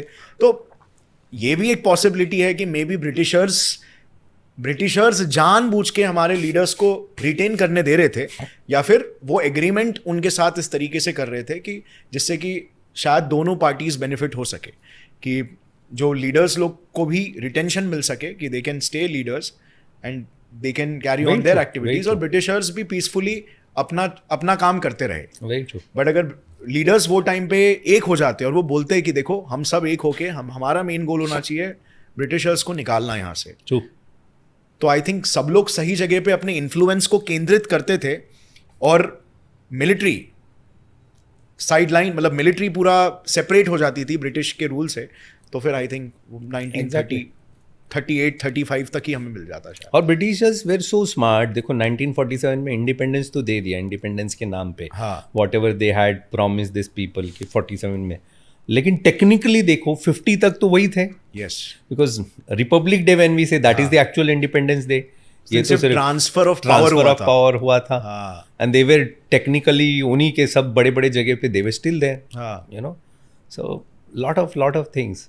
ओनली सैड पार्ट ये है कि ये सोशल मीडिया को सब आना पड़ा, because of social media and so many other thing, वरना कभी नहीं आता, इंटरनेट नहीं होता, हम तो वही बिलीफ में मर जाते हैं ना। यस, वो टाइम पे जैसे आपने बोला कि लाइक आर्मी और एयरफोर्स को तक नहीं मालूम था कि नेवल म्यूटिनी हो चुका है करके, तो इमेजिन कि लाइक वर्ल्ड कितना डिस्कनेक्टेड था। क्या स्ट्रेटेजीज बन रही है, क्या हमें दिखाया जा रहा है, क्या कहानी हमें, क्या कंडीशनिंग हमारा हो रहा है, वो तो कैसे मालूम पड़ेगा जब आर्मी को ही नहीं मालूम पड़ रहा है कि नेवी में क्या हो रहा है। इतनी बड़ी बगावत हो चुकी है। सो आई थिंक वो टाइम पे बहुत ईजी था सच्चाई को छुपाना, लेकिन आज जमाना अचानक से ऐसे बदल गया है कि आज सच्चाई छुपेगी नहीं, बिकॉज इंटरनेट आपको वो पावर दे देता है कि एक पर्सन कहीं पे भी बैठ के सच्चाई बताए और वो सीधा एक ही झटके में फैल जाए। और ये जो सोर्स है जो हम भी बात कर रहे हैं, ये जो सोर्स है या जो पॉडकास्ट है मैंने भी सुना, ये ऐसे वैसे पॉडकास्टर नहीं है, they have done their research. वो बातें करते तो भी किताबों से करते हैं, यू नो, वो भी hardcore research. So I am sure कि एग्जैक्टली। सो सर जस्ट यहाँ पे व्यूअर्स के लिए, जैसे मैंने आई थिंक एक बहुत पहले एक बुक रीड की थी जनरल GD बख्शी की, मेजर जनरल सर की, तो उन्होंने ये चीज़ बताया था, सुभाष चंद्र बोस वाले एंगल में बात हुई थी कि हम क्रेडिट ज़्यादा सुभाष चंद्र बोस जी को नहीं देते हैं, जबकि ये जो एंटायर माइंडसेट है, जो मानसिकता आई कि हम फाइट कर सकते हैं, वो कहीं ना कहीं, और जो नेवल म्यूटिनी भी हुई, वो जैसे आपने कहा कि वो भी सुभाष चंद्र बोस के आइडियोलॉजी में बिलीव करते थे, तो वो वहीं से ही ये मानसिकता एक्चुअली क्रिएट हुई। जब हम नॉर्थ ईस्ट में जीतने लगे, फिर हमने अंडमान निकोबार आइलैंड में अपना खुद का एक गवर्नमेंट बनाया, वहां पे एस्टैब्लिश किया अपना रूल, तो ये लोगों के लिए, लोग इसको एक विजय की तरह देखने लग गए। तो इसने वो बिलीफ ब्रेक कर दिया कि वी आर कंडीशनड और we are destined to be slaves. Like we can also fight back and we can fight back hard and we can win. तो ये माइंडसेट लेके आए। फिर इसके बाद क्या हुआ, जैसे हम प्रूफ्स की बात कर रहे थे कि जब वो टाइम के जो ब्रिटिश प्राइम मिनिस्टर थे क्लेमेंट एटली करके, तो वो इंडिपेंडेंस का जो होता है, the act of independence sign करने के लिए वो जब आए यहाँ पे, तो वो बंगाल के गवर्नर को मिले थे। तो बंगाल के गवर्नर ने एक बुक लिखा, I think somewhere in 1970s उसके बाद, और उसमें गवर्नर ने ये बताया कि उन्होंने जब भी बात किया था क्लेमेंट एटली से, पीएम ऑफ ग्रेट ब्रिटेन से बात किया था, तो उन्होंने कहा था, मतलब उन्होंने ये बोला कि देखो अब तो आप वॉर जीत गए। गवर्नर साहब ने ये पूछा उनसे कि अब तो आप वॉर जीत गए, वर्ल्ड वॉर 2, तो अब आप इंडिया को क्यों छोड़ के जा रहे हो? तो उन्होंने ये चीज कहा, आजाद हिंद फौज, Subhash Chandra Bose is the reason. तो ये उनके बुक में उन्होंने लिखा है 1970s में, कभी वो टाइम के, मेरे को बहुत फेंटली याद है क्योंकि मैंने बहुत पहले वो किया था। अब वो बुक में ये भी लिखा था कि ऑफिशियल रिकॉर्ड्स है, ऑफिशियल रिकॉर्ड्स मौजूद है रिटन, जब यहां पे कम्युनिकेशन हो रहा था, जो ब्रिटिश जनरल्स हो गए, एयरफील्ड मार्शल्स हो गए, ठीक है, ये लोग कम्युनिकेट कर रहे थे बैक होम ब्रिटेन अपने पीएम के साथ, क्लेमेंट एटली के साथ। तो इन्होंने यहाँ की कंडीशन बताई थी कि ये जो म्यूटिनी हो चुकी है और यहाँ पे बगावत पे आ गए हैं ऑफिसर्स, और ये लोग की संख्या इतनी ज्यादा है, आई थिंक कुछ मिलियंस में थे, if not like some 5 to 10 millions में हमारी संख्या थी, और उन लोग कुछ 30,000 कुछ थे सिर्फ। तो उन्होंने बोला था कि अगर पत्थर और डंडे से भी मारेंगे ना तो भी हमें बाहर भगा देंगे। सही बात है। And this is there in official record कि they were like you know communicating with the British PM. तो वो टाइम पे पीएम ने ऑर्डर दिया कि okay we can not fight this war. तो वो फिर बाद में और कुछ प्लानिंग करने लग गए कि अभी हमें किसी और तरीके से ही देखना पड़ेगा, कोई मांडवली करनी पड़ेगी। Correct. So Britishers were always very good at this negotiation, कि आपका फायदा मेरा फायदा सबका फायदा, ऐसा वाला। बट यहाँ पे अगर आई थिंक लीडर्स लोग ने एक स्टॉन्च ओपिनियन रखा होता कि भाई किसी का फायदा नहीं, हमारे पास इतनी पावर है कि हम खुद अपने लिए लड़ सकते हैं, वी डोंट वांट योर फायदा और योर एहसान। जैसे आपने कहा कि लाइक मिलिट्री और ये हो गए होते तो उनको भागना पड़ता। सही बात। डील नहीं, भागना है अभी, भागना पड़ता। तो वो आई थिंक एक कॉन्सेंट्रेशन शायद नहीं हो पाया, मे बी, पता नहीं इसके पीछे क्या रीजन है। अब बहुत सारे स्पेकुलेशंस आ जाएंगे और हम कोई कॉन्स्पिरेसी थियरी ना निकाल ले। सीरियसली as internet grows और as lot of content creators come who research, and I'm sure 1-2 साल में तो और बहुत कुछ जानने मिलेगा क्या कर रहा है। क्योंकि सर यहाँ तक जो है वो उसके फैक्चुअल बेसिस है, उसके पहले क्या हुआ था उसमें बहुत सारे एलिगेशंस है। Correct. बट वो पता नहीं कितने सच है। जैसे Correct. काफी सारे स्कूल्स ऑफ थॉट्स के लोग हैं, कुछ लोग ऐसे भी बोलते हैं कि हो सकता है कि कुछ हमारे लीडर्स प्लांटेड थे ब्रिटिशर्स द्वारा, ठीक है। ये भी एक स्कूल ऑफ थॉट है। और कुछ स्कूल ऑफ थॉट्स ऐसे भी है कि हो सकता है कि यू नो कि नेगोशिएशंस की वजह से कहीं ना कहीं कि लाइक वो लोग अपने इंटरेस्ट को रिप्रेजेंट करना चाह रहे थे, तो इस वजह से वो लोग इंडिया के इंटरेस्ट में नहीं सोच पाए। तो मतलब भारत काफी सारे बहुत सारी पॉसिबिलिटीज है। लाइक इवन अगर आप करंट पॉलिटिकल सिनेरियो देखो, any party for that matter, barring few individuals, everyone has that agenda. Like अगर आप आज के नेताओं को भी देखो, कोई भी 90% कि वो अपना एक बैस्टियन बनाएंगे, एंड उसको नेक्स्ट चलाने वाला कौन आएगा, उसका ही बेटा या बेटी। सो सिमिलरली अगर ये माइंडसेट है तो आई एम श्योर दो सेट ऑफ पीपल जो होगा वो भी तो कहीं ना कहीं कुछ तो होगा वहाँ पर। इंडियन इंडिपेंडेंस तो ठीक है, you know people were fighting, but when it was, जब वो टेबल पे बैठे होंगे कुछ तो होगा। एग्जैक्टली। लेट्स सी आगे क्या होता है फिर। तो सर यहाँ पर आपने ऑपरेशन एक्स के बारे में बात किया था पहले, कि ऑपरेशन एक्स एक ऐसा ऑपरेशन है जिसके बारे में मोस्ट ऑफ द लोग नहीं जानते, राइट। आई थिंक बहुत सारे नेवल ऑफिसर्स भी नहीं जानते इसके बारे में, राइट। तो बहुत इंटरेस्टिंग एक्सपेरिमेंट मतलब सॉरी ऑपरेशन है ये, तो इसके बारे में क्या आप थोड़ा डिटेल में बता सकते हो? ऑपरेशन एक्स क्या था बांग्लादेश के अगेंस्ट? सो ऑपरेशन एक्स बहुत प्यारा सा चीज़ है जो मुझे भी नहीं मालूम था, being in navy. Only now when I'm researching more about naval history, I'm reading about maritime history, thanks to few of the people who are there doing it already. तो उनके works वगैरह सुन के, and then there is an book by Captain M.N.R. Samant and Sandeep Unithan बोल के, there is a book called Operation X, Okay. So my reference is from that majority. So 1970, coming back to the war, 1970, Kargil के पहले वाला जो war था, बीच में 1984 में एक छोटा सा स्कर्मिशेस हुआ था इंडिया पाकिस्तान का. उसके पहले का जो मेजर वॉर वाज 1971. नाउ जो हमारे व्यूअर्स हैं उनको बताना चाहूँगा कि why 1971 war happened in a background. Pakistan was अखंड पाकिस्तान जैसे अपन बोलते हैं ना, तो it was West Pakistan and East Pakistan. Right. Bangladesh plus West Pakistan यहाँ, ईस्ट पाकिस्तान यानी बांग्लादेश. बीच में हमारा ये था. वो दौरान इंडिया का एक aeroplane was hijacked and that was taken to Pakistan. बड़ा ह्यू एंड क्राई हुआ. Then India put a sanction कि पाकिस्तान को हम हमारे एयर स्पेस यूज़ करने नहीं देंगे. नाउ फॉर एग्जांपल, कोई वेस्ट पाकिस्तान से ईस्ट पाकिस्तान जाना चाहे तो उसको पूरा श्रीलंका से होके जाना पड़ता था. वी सेड नथिंग डूइंग, हमारा एयर स्पेस नहीं देंगे करके, because of this incident. Now West Pakistan is predominantly Urdu speaking and Pathans and East Pakistan is Bengalis. So there were already a difference. Only जो तार जोड़ के रख रहा था, that was religion, in terms of Islam. But West Pakistan was dominating East Pakistan. बोला था कि हम हैं superior. Everything will be followed us. Urdu will be the official language. And वहाँ वो लोग तो बेचारे बंगाली speaking थे. एंड बोलते हैं ना, इकोनॉमिकली दे वर स्ट्रॉन्ग. इनका कोई ध्यान ही नहीं दे रहा था इधर.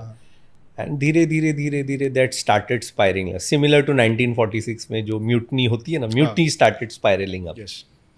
And Awami league was the party which came up. तो वहाँ पर बांग्लादेश में मुजीबुर रहमान जो है, he was the leader for them. धीरे धीरे that Bangla movement started. Bangla movement, that's why it's called Desh Bandhu also. Mujibur Rahman is also called that. Bangla Bandhu बोलते हैं उसको, because he was the person who started fighting for the cause of Bengali Muslims.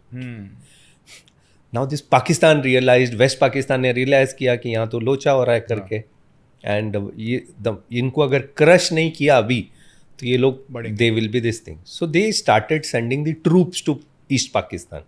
They started, already military base थी वहाँ पर, उनको strengthen करना चालू किया. और वहाँ बोले कि जो भी मोमेंट होगा गवर्नमेंट के अगेंस्ट उसको मार दो, पकड़ो, दबा दो.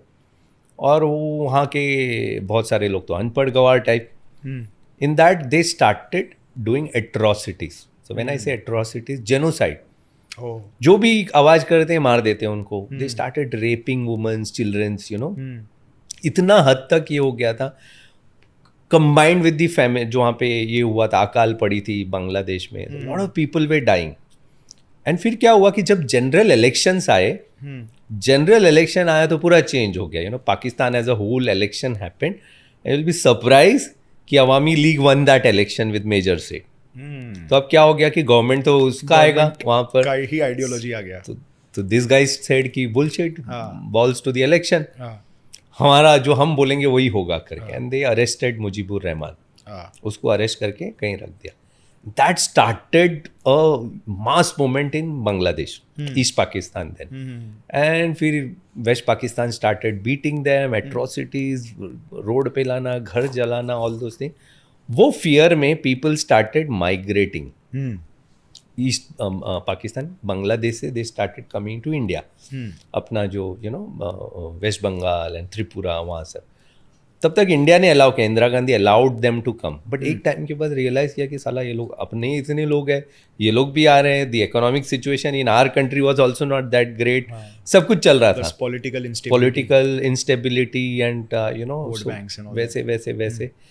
Then Pakistan was also trying, West Pakistan was also trying to play fiddle with India. India को भी परेशान कर रहा था यहाँ. Then we decided कि we were contemplating war को जाना है नहीं जाना है नहीं जाना है. At the same time, Indian Navy took that एक high level की meeting हुई और बोला कि before the actual war starts, we have to do some covert operation, overt होता है और covert होता है. तो covert operation हम direct तो नहीं कर सकते. तो नेवी ने क्या किया, navy established a cell under जो एडमिरल नंदा थे, SL नंदा. तो 1965 में when the war happened, so Navy was playing a defensive role, and that time Navy ने कहा भी था कि हमको चांस दो, we want to be offensive, we are Navy. हम पीछे बैठ के देख नहीं सकते कि आर्मी एयरफोर्स सीन कर रहा है और हम लोग पीछे बैठ के मस्त देख रहे हैं. So that time they said नहीं नेवी है, आप पीछे रहो, you be defensive. So that time admiral Nanda had expressed that कि जिस दिन भी नेवी को मौका मिलेगा घुस के मार देंगे करके. And 1971 you would have heard and seen कि जब navy actually went into Pakistan, West Pakistan, Diwali हुई वहाँ पे, पूरा जला दिया. That's why the Navy Day we celebrate on 4th December, So one of those significance of Navy Day is 1971 में when Navy went for war with Pakistan, we burnt entire thing. Karachi जला दिया, गाजी डुबा दिया, so many ships we burn, ये बहुत सारे cities को हमने bomb कर दिए. And वो जो दिन था, that is why the Navy Day is celebrated on 4th December. Culmination of Operation Trident and Operation Python, ऐसे बोल के 2 ऑपरेशन हुआ था पाकिस्तान के आगे. So that is why we celebrate. So that was the vision in 1965 कि हमें मौका दो. तो हम 71 में हमने कर दिया. So now coming back to that same. So before that 71 war ये हुआ, तो नेवी का जो एडमिरल SL नंदा थे, SM Nanda, he formed a team of naval divers, diving branch. अभी जो मरीन कमांडोज, मार्कोस जिसको बोलते हैं, so they were initially divers. Divers are also extremely physically tough branch. आपको 10-10 किलोमीटर स्विमिंग वगैरह करना पड़ता है. Very very tough life, they have to deep dive, ये करना पड़ता है. तो गिन चुन के एक 25-30 लोग ही थे नेवी में who were that. So navy decided, इन्होंने ये किया कि यार बांग्लादेश को अगर बचाना है ना, पाकिस्तान के पूरी, Bangladesh is a riverine country, पूरे रिवर्स के नेटवर्क है. तो पाकिस्तान के जो शिप्स है, बोट्स है और मर्चेंट शिप्स आते हैं, ये सारे उसके पोर्ट पे, उनका जो खाना पीना सब, एवरीथिंग. पाकिस्तान के जो सोल्जर्स थे जो ऑलरेडी बेस्ड थे वहाँ, उनके लिए वेपन्स आना, उनके लिए खाना आना वाज थ्रू दैट, सी से आएंगे शिप, फिर ट्रांसफ़र होगा, फिर रिवर में जाएगा, रिवर नेटवर्क से होगा. तो इन्होंने डिसाइड किया कि अगर ये करना है तो पहले इनके पूरे शिप्स और उसको, वो चैनल को तोड़ना है करें. अब करे कैसे, हम डायरेक्टली तो we are not in war, तो हमारे सोल्जर्स, हमारे नेवल सेलर्स तो कर नहीं सकते. देन दे डिसाइडेड कि ऑलरेडी इतने सारे बांग्लादेशी अंदर आ रहे हमारे यहाँ, तो ऐसे तो चलेगा नहीं. So let's train them to fight their own war. And that's why even today Bangladesh, ठीक है क्रिकेट में हमसे कभी कभी साला सीना तानता है, but they have to realise कि who we are for them, right. हम बाप है, बाप ही हैं करके, so that they have to realise. So what we did, we formed a team in a place towards that, एकदम बॉर्डर पे उस साइड पे. वी फॉर्म्ड अ टीम, एक naval diving team under a very eminent naval officer who later retired, and captain MNR Sawant बोल के, उनको hand pick किया गया. And there was captain Mihir Roy बोल के, he was a Bangla speaking, most of them were Bengali speaking, because they need to know ना, वो बांग्लादेशियों को ट्रेन तो करना है तो बंगाली स्पीकिंग होना चाहिए. So they were there group of officer, lieutenant Kapila बोल के, लेफ्टिनेंट समीर दास, ऐसे. So they started training, they recruited this 19 years से लेके 23 years old Bengali boys and young youth. उनको तो फ्रीडम फाइट था, उनके लिए तो it was a freedom fight, but कैसे करें, तो एक्सपर्टाइज हमारा. So we started training them, उनका हमने वहाँ एक बेस बनाया, किसी को मालूम नहीं, एक आर्मी के, हमारे आर्मी के अंडर ही एक यूनिट बनाया नेवी का. एंड वहाँ 10-10 किलोमीटर की रनिंग होती, physically for them it was, and it was a very short, 4 महीने में आपको ये ऑपरेशन करना था. तो 300 के बैच में ट्रेन करते थे. And they started training people for swimming. River swimming, और स्विमिंग भी ऐसे नहीं कि 500 metre, it was like 5-10 kilometres की स्विमिंग. एंड पहले स्विमिंग हो गया, then they started teaching them clandestine operations, you know, with diving, जो एबी फिन है वो सब लगा के. और ये था इनको कि इनको जाके बॉम्ब करना है, पाकिस्तान के जो शिप्स है उनको उड़ाना है. अब वो कैसे उड़ाएंगे? They need some, you know, explosives. So there is something called limpet mines. Limpet mines is a mine, explosives होता है, और वो अगर it's like a magnetic thing, you know, world war 2 के टाइम वगैरह यूज करते थे. This was develop indigenously in India, क्योंकि वही प्रोटोटाइप लेके हमने हमारा DRDOs and you know NAIOs ये लोग ने बनाना चालू किया. And there was a team working for that. And ये कैसे होता है कि ये माइन लेके हल्का सा पानी के अंदर जाता है और हल्का होता है, आपको बदन पे लगाना है, अपने बदन पे बांध के. You have to swim, you have to reach that ship का नीचे टारगेट, एंड आपको जहाज का स्ट्रक्चर पहचानना है नीचे, और फिर वहाँ जाके चिपकाना है. तो एक जहाज पे आपको शायद 3-4 लिम्पेट माइंस लगाने होंगे बड़े जहाज पे, सो दैट जब वो फूटेगा बाद में तो डुब, तो जहाज जहाँ से हल में होल हो गया पानी से, एंड एक तो एक जहाज के लोग मर जाएंगे, ये हो जाएंगे, plus it will block the channel, वो पानी का चैनल, ताकि दूसरा शिप्स ना आ पाए. सो अब एक ही दिक्कत थी कि एक तो 10-10 किलोमीटर स्विम करना है, और लिम्पेट माइन ये बांग्लादेशी लड़के लगा के स्विम करके जाएंगे. एक दिक्कत थी ना कि इसका जो सॉल्युबल प्लग होता है, दैट इज द मोमेंट पानी में पड़ गया तो 30 मिनट का टाइम, फूट जाएगा 30 मिनट में. अगर तुम पहुंचे नहीं टारगेट पे, फूट जाएगा. एंड देन इमेजिन आपको 10-5-8 किलोमीटर, विच वॉज इम्पॉसिबल. अब ये लोग बहुत डिबेट कर रहे थे कि इसको करे कैसे करें. Very interesting things come here, you no. तो ये लोग रात को, नेवल ऑफिसर्स ये लोग बैठ के, इनका जो टीम था दारू पी रहे थे, ओल्ड मॉन्क वगैरह, यू नो, लाइक. देन किसी ने बोला कि साला, you know, how do we sort this out. तो किसी ने बोला, जो दिए ना कॉन्डम्स लगा देते उस पे करके, सॉल्युबल प्लग पे. कैजुअली बोल दिया कि यू नो लैटेक्स का है, कॉन्डम्स लगा देते उस पे. पहले तो सब लोग मतलब they would have laughed it out, दारू चढ़ गई.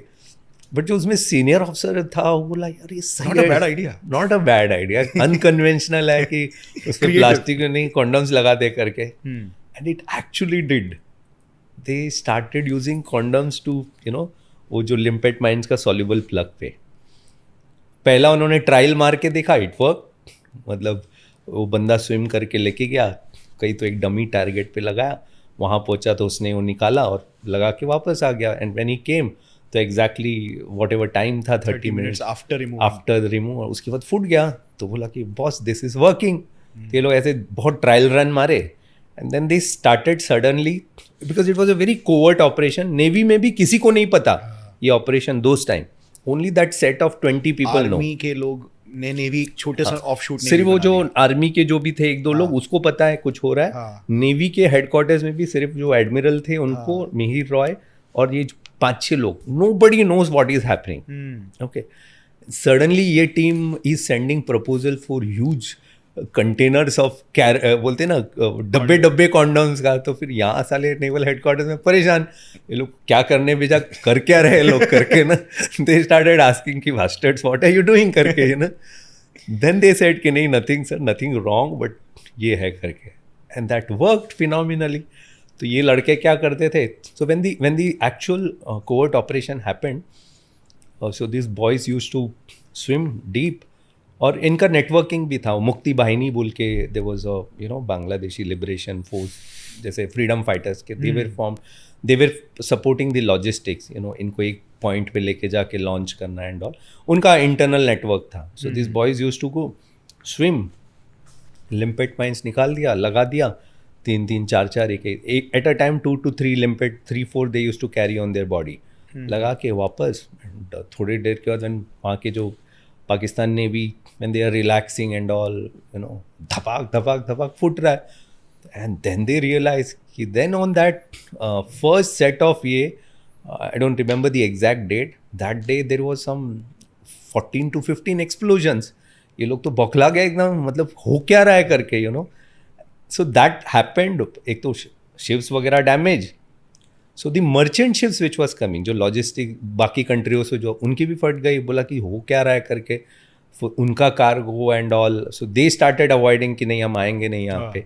इंश्योरेंस डबल हो गया, भी इफेक्ट करने लग गया. Insurance company started charging double triple for any ship coming into this thing. So they, फिर पाकिस्तान ने विजिलेंस बहुत स्ट्रांग किया ये. फिर ये लोग रुके थोड़ा दिन, 15, 20, 25 दिन, जैसे ही रिलैक्स हो गया फिर से अटैक मार दिए. Another set of 20 ships going down.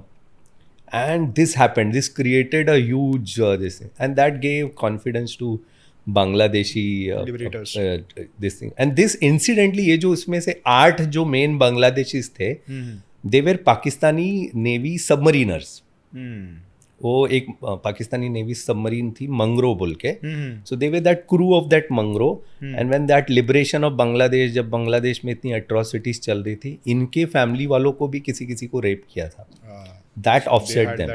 तो वो लोग फ्रांस में, जब पाकिस्तान की सबमरीन फ्रांस में था, तो दे डेजर्टेड दैट सबमरीन. और उनको आटो को लाने में India help them, through that diplomatic channel, through all those, दो कंट्री में छुपा के यहाँ ला के फिर इनको ट्रेन करना. And one of them rose to be a commodore in the Bangladesh army later, Commodore Chaudhary बोल के. So this was that trigger which gave them, and of course thereafter 1971 में Indian army attacked, and that was a huge surrender in the history. 95,000 soldiers surrendering at a time. A very famous photo है वो Niazi signing, surrender का जो ये है. So that is how this, and that was the first covert operation by a naval diving team, now called Marine Commandos, which nobody knows in the history of war. Important perspective. Right. मतलब किस तरीके से इसमें दो चीजें, एक तो एक क्रिएटिविटी है और दूसरा सीक्रेसी है. Secrecy, seriously. कि इट्स लाइक वो क्या, किसका कहावत था, आई थिंक वो एक चाइनीज फिलोसोफर, कोई पॉलिटिकल फिगर का एक कहावत था, it doesn't matter whether the cat is black or white, so as long as it catches the mice. True. Right. True. तो ये चीज इसमें एक मस्त एक एक ऑफशूट है. There was, so many of the naval personnel got Mahavir Chakras in that. Mahavir Chakra is the second highest gallantry award after Paramvir Chakra. तो एक इसमें एक चिमन लाल पुल के एक नेवल सेलर थे, पेटी ऑफिसर. तो he was suppose to train Bangladeshi लड़कों को, एंड वो इतना घुल मिल गया ना उनको, तो ये लोग से ना लुंगी और बनियान में ट्रेन करते हैं. Unlike the even the naval personal of India, they were also training in lungi and बनियान. कवर्ड था, किसी को मालूम नहीं पड़ना चाहिए, लोग ऑफिसर्स हैं. तो इंडियन नेवल ऑफिसर्स और सेलर्स का रोल बहुत क्लियर था कि आपको कहीं एक्सपोज होना नहीं है. आप इनको लॉन्च पैड तक लेके जाओगे, इनको छोड़ दोगे, then they have to be on their own and you have to wait and watch. तो ये इतना घुल मिल गए चिमन लाल इनसे, लाइक अ ब्रदर. उनको लोग भाई बोलते थे, बड़े भाई, समथिंग इन देयर लैंग्वेज. तो ये जब उनको वहाँ छोड़ने गया बॉर्डर पे, उनका एक ऑपरेशन होने के बाद, वो लोग इससे एकदम रोने धोने लगे, गले विले मिले, बोला कि आपको हम कैसे छोड़ सकते हैं भाई, आप ही सब. तो ये एकदम इमोशनल लोग, ये भी उनके साथ चला गया, was not suppose to go. तो ये भी लुंगी बनियान में उनके साथ जाके, he also attacked few this thing. And then Indian Navy was in a state of this thing कि साला अगर पकड़ा गया तो people will come to know we are training them करके. तो ये मिसिंग इन एक्शन हो गया, ये हो गया. फिर एक आध 15-20 दिन के बाद ये कहीं से तो घूम घाम के he came back. And then Navy पहले तो disciplinary action लेने वाली थी because you are not supposed to. So he got emotional. बोला उनके freedom struggle में उनका रोना धोना देख के मुझे भी भावुक हो गया. And he also went and fought with them. So he is also treated as a Bangladesh freedom fighter. And he is a Mahavir Chakra. India gave him Mahavir Chakra. Bangladesh का तो वो भी he's like a दामाद for them anytime. So that was one interesting perspective. So Marcos Commandos करके एक बहुत ही popular commandos का chain है. सो इसमें बहुत सारे लोग ये रियलाइज नहीं करते कि मार्कोस कमांडोज एक्चुअली नेवी से रिलेटेड है. So they are an offshoot from navy. And Marcos commandos का एक सिग्निफिकेंट रोल था when it came to 26/11 attacks में, जो रेस्क्यू ऑपरेशंस किए गए थे, जो रिलीफ प्रोवाइड किया गया था. तो ये MARCOS commandos, if they are offshoot of navy, then how are they so powerful on land? क्या उनकी ट्रेनिंग की जाती है लैंड के हिसाब से? उनकी ट्रेनिंग कैसे डिफरेंट होती है from navy? Correct. So again to give you a background, so we have special forces in army, navy, air force. Army का special force we call para SF.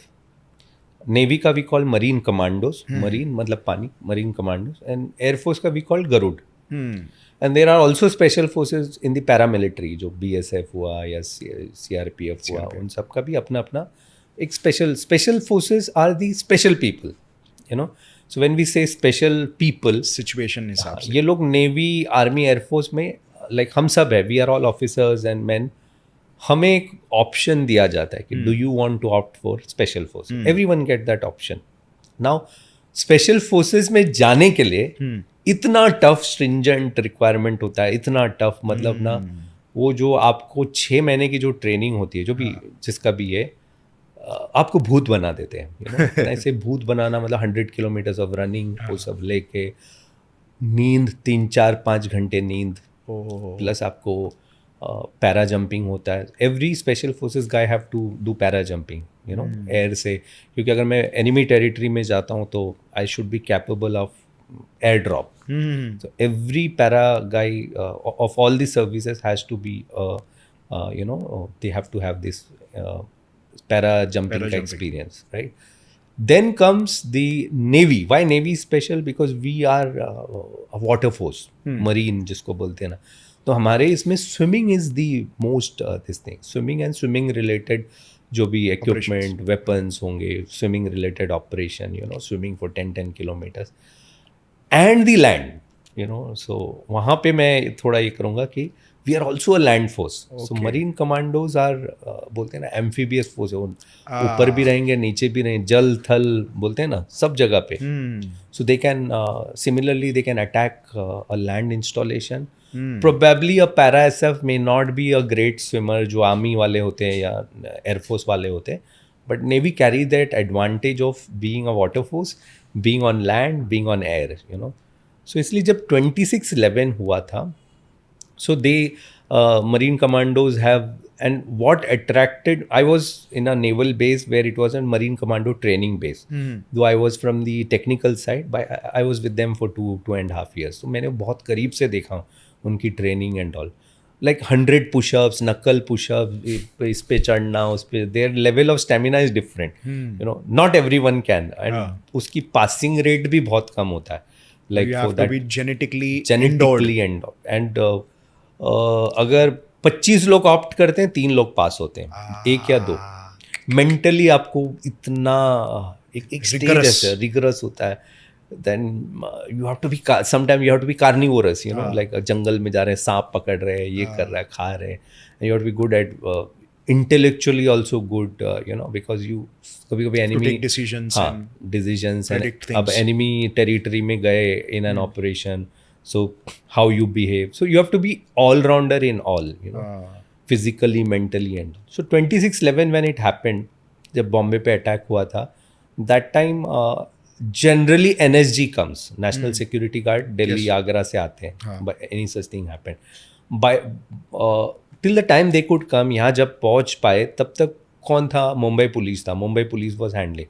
Fortunately, unfortunately, they are not equipped, you know. They are policing. उनका role is policing. Now they have a commando unit. They are not supposed to handle this thing. अब ये handle करने के लिए NSG had to come. अब NSG वहाँ से आने के लिए there were some delays and all. So the next best option was Marine Commando. Marcos are placed in Bombay में, INS अभिमन्यु बोल के there is a place उरन करंजा में. For them to come to Taj was the easiest, you know. Boat से आ गए, hardly 30 minutes में they are there. And they are also trained for all this operation, you know, land-based, intervention, building operation, and yeah. So they were the first option. So before NSG came, they held the command. And they did successfully, they held, we had one Shaurya Chakra also, one of our personal awarded Shaurya Chakra. फिर जब NSG I, so then NSG takes over, you know. So that is the time when Marine Commandos came into limelight. जब लोगों को पता चला Marine Commandos, Marcos है करके, तो who's Marcos? So ये थे, these are the Marcos. They are very lethal. So we operate in Jammu and Kashmir, जो जहाँ terrorism कहाँ पे. So Navy की एक unit, Marcos की एक unit is always there in Wular Lake, जहाँ पे पानी का presence होता है. And Marcos have gallantry awardees, Mahavir चक्र, शौर्य चक्र एंड ऑल. काफ़ी किल्स हो जाते हैं टेररिस्ट के. So yes, they are a very special lot, and that is why they wear black dress एकदम, and badge जो बलिदान बैच होता है, it is, वो जब चलते हैं नेवी में भी एज एन ऑफिसर, बिकॉज मैं तो उनके बेस में था, तो ऑलवेज यू हैव, उनको आप एक अलग नज़र से देखते हो, थर्ड पार्ट और of power, and it that uniform makes you, navy का यूनिफॉर्म तो make you handsome, हाँ. this makes you further handsome, because आप गॉगल मार के black cap and maroon, they wear maroon badges, berets. Maroon is the special beret for the special forces, only special forces. तो आपने अगर दूर से एक बंदे को मरून देखा, मतलब समझ जाने का ही next level. So that is Marcos for you. So what is the army equivalent of Marcos? So army का it's called para SF. Para SF. Yeah. And Air Force it's called Garud. Okay. So देखा तो everyone is physically they are all Training criteria similar. सब कुछ, maybe some would be up and down थोड़ा tough, and we are the one of the toughest special forces in the world. Even better than US SEALs, Oh, okay. कि हम लोग कोई भी terrain में रह सकते हैं, हम कुछ भी पी सकते हैं, हम गटर का पानी भी पी सकते हैं, झील की पानी भी पी सकते हैं. यूएस वगैरह में कहते हैं मिनरल वाटर पे जिंदा रहते हैं वो लोग, है ना. One of my friend major Vivek Jacob, उसका एक इंटरव्यू उसने, he is from para SF, तो उसने बोला था कि किसी ने यही क्वेश्चन पूछा, तो बोला कि अरे सर वो क्या, वो तो साले मिनरल वाटर पे जीते हैं, एक्सरसाइज में आते हैं, हम तो कुछ भी, हम तो वो है रफ एंड टफ भगदड़ लोग हैं करके. And they are the only force in the world. Terrorist भी कांपती है इनसे, स्पेशली 9 पैरा वगैरह से.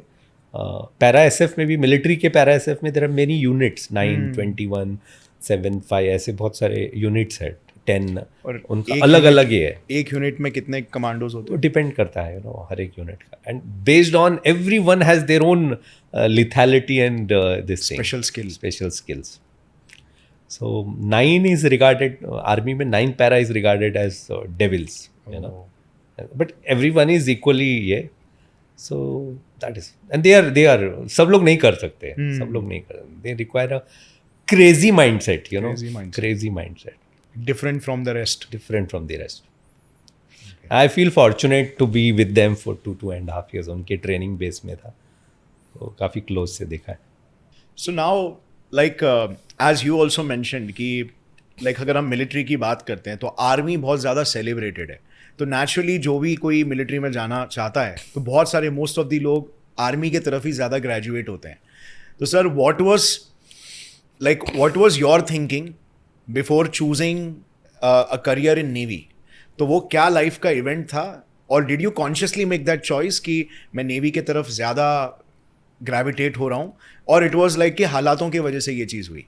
So why Navy? So my first choice definitely was Army, because I'm a 76 born and predominantly raised in 90s. So Shah Rukh Khan, I love Shah Rukh Khan, no doubt. He was the first motivation. Why? Because his serial Fauji was the first motivation, and he played a character of a young Fauji brat there, Fauji officer there. वो serial was very popular among youngsters. हमारे लिए फौज was, that is the first time I realized कि अच्छा ये फौज career ऐसे भी होता है, and their way of life, वो academy का दिखाते थे उसमें. So my first choice obviously was army, olive green कपड़ा. Now incidentally, where I was born and brought up, a place called Bhandup in suburb, we lived very close to a naval camp, naval civilian colony है कांजूरमार्ग में. It's called NCH Pawai बोलते हैं. वहाँ पे navy के civilians रहते हैं, and it is like a barricaded cantonment है, बिल्डिंग से है. जब हम चॉल्स में रहते थे वहाँ बिल्डिंगें होती थी उस ज़माने में, hospitals, ground, swimming pool. Those days swimming pool was not there, बाकी hospital, community park, you name it, everything was there. And as a kid, as a slum kids, हमारा काम ये होता था कि संडे छुट्टी के दिन अंदर कैसे जाना है खेलने के लिए. That was our main adventure, and we were successful also. Naval civilian colony थी, तो सिक्योरिटी लैप्सेस हमें पता था कहाँ है, हम जाते थे. And one fine day an incident happened where we were caught playing inside, and एक नेवल ऑफिसर को first time I saw a naval officer, एक जिप्सी से उतरता हुआ with all those whites and goggle, Ray Ban, एक Ray Ban लिखा हुआ, and that was a moment for me. मतलब फक मैन, ये क्या थाट है, ये होता है थाट करके, वाइट करके ना, green is fine, I still love, I am wearing a green, but white has a different appeal, white has a different appeal. तो इसमें कोई लंगूर भी साला हैंडसम, मतलब मेरे जैसा भी बंदा हैंडसम दिखेगा, even if you look at the pilots and all that stuff, एकदम bright white, bright white spick span, white जूते, व्हाइट बेल्ट, व्हाइट सॉक्स, बोला कि भैया ये बनना है करके। There was no other thought, उसके पहले नेवी घंटा कुछ पता भी नहीं था। Of course, my mama was a naval sailor, so that was one influence probably. Otherwise, this was the moment which changed for me. बोला कि नहीं, अब Air Force, of course, I was not inclined towards Air Force पहले से. So Air Force थोड़ा सा distinct भी लगता है, मतलब ऐसा लगता है जहाज उड़ाना, ये सब जहाज उड़ाना, but not कुछ जो youngsters होते हैं, those who join Air Force are really crazy about Air Force and fighter crafts, like. So for me it was Navy. That day it got कि अब ऐसी बनना है करके. So probably that was. So like you have had a very interesting childhood, I would say, because I've seen this on other podcasts as well. Like so back in the day, like when you were being raised up, so आपके family में से कुछ लोग थोड़े से criminal background के थे, right? तो उस चीज़ का आपके लाइफ में क्या इम्पैक्ट पड़ा, and how was that situation back then and how it is different from now? So आपने दोनों perspectives देखे, like True. Life in that situation as well when you used to stay in Chaul, like तो वो एक बहुत ही like वो time पे वो सराउंडिंग भी वैसा होता है और environment भी आप पे बहुत एक नेगेटिव इन्फ्लुएंस भी डाल रहा हो सकता है, यू नो, और अभी का एक एनवायरनमेंट जो एकदम अलग है. So now you speak in schools, some highly regarded schools, privilege schools, in front of privilege people. So आपकी लैंग्वेज थोड़ी सी अलग हो जाती है, राइट? आपको अलग पर्सपेक्टिव्स देने होते हैं. So can you like describe both the lives कि how it changed and what was the transition, कि कैसे वो जो एक क्रिमिनल थोड़े से बैकग्राउंड से आप आने के बाद भी आप पेट्रियोटिक लाइन में आ गए. Correct. So yes, so I was born and brought up in a chawl in Bhandup suburbs. और Bhandup of those days was really gangster infectious, you know, like 90s was a gangster का time. तो हमारी जहाँ मैं पैदा हुआ, we used to see मारा मारी was very common, you know, like so मेरे जो चाचा हैं, you know, he used to stay with us. Obviously Kerala से आए थे and my father was already there in Bombay. My chacha was a young handsome guy, you know, पढ़ा लिखा था. He was working in this thing and this is a typical Bollywood movie होता है ना, कि वो शिवा टाइप्स मूवी होगा. Normal life, office जाता था, आता था, and he was good. Body building करता था बंदा, स्मार्ट था. काफ़ी लड़कियाँ, was मलयाली हिंदी बोलता था, तो lot of girls were you know interested in him. तो ऑब्वियसली वो ग्लैमर थोड़ा आ गया. एंड ऐसे ही कुछ इंसिडेंट हुआ since he was into body building also. So तभी आए गए कैसे, स्कूल्स में भी, जब हम स्कूल्स में भी होते थे तो तभी स्कूल के भी गैंग होते थे ना. I was a decent student, ऐसे ये नहीं. स्कूल के बाहर में भी तुमने किसी लड़की को देख लिया, अरे मेरी गर्लफ्रेंड है, देखा कैसे, बाहर लड़के होंगे डंडा वंडा लेके, या ऐसे भी होगा कि you would have just asked a notebook, तो भी कोई भाई वाला लड़का होगा, उससे बात नहीं करने का someone. So those times, you know. तो चाचा को भी something happened and he was just a passer by.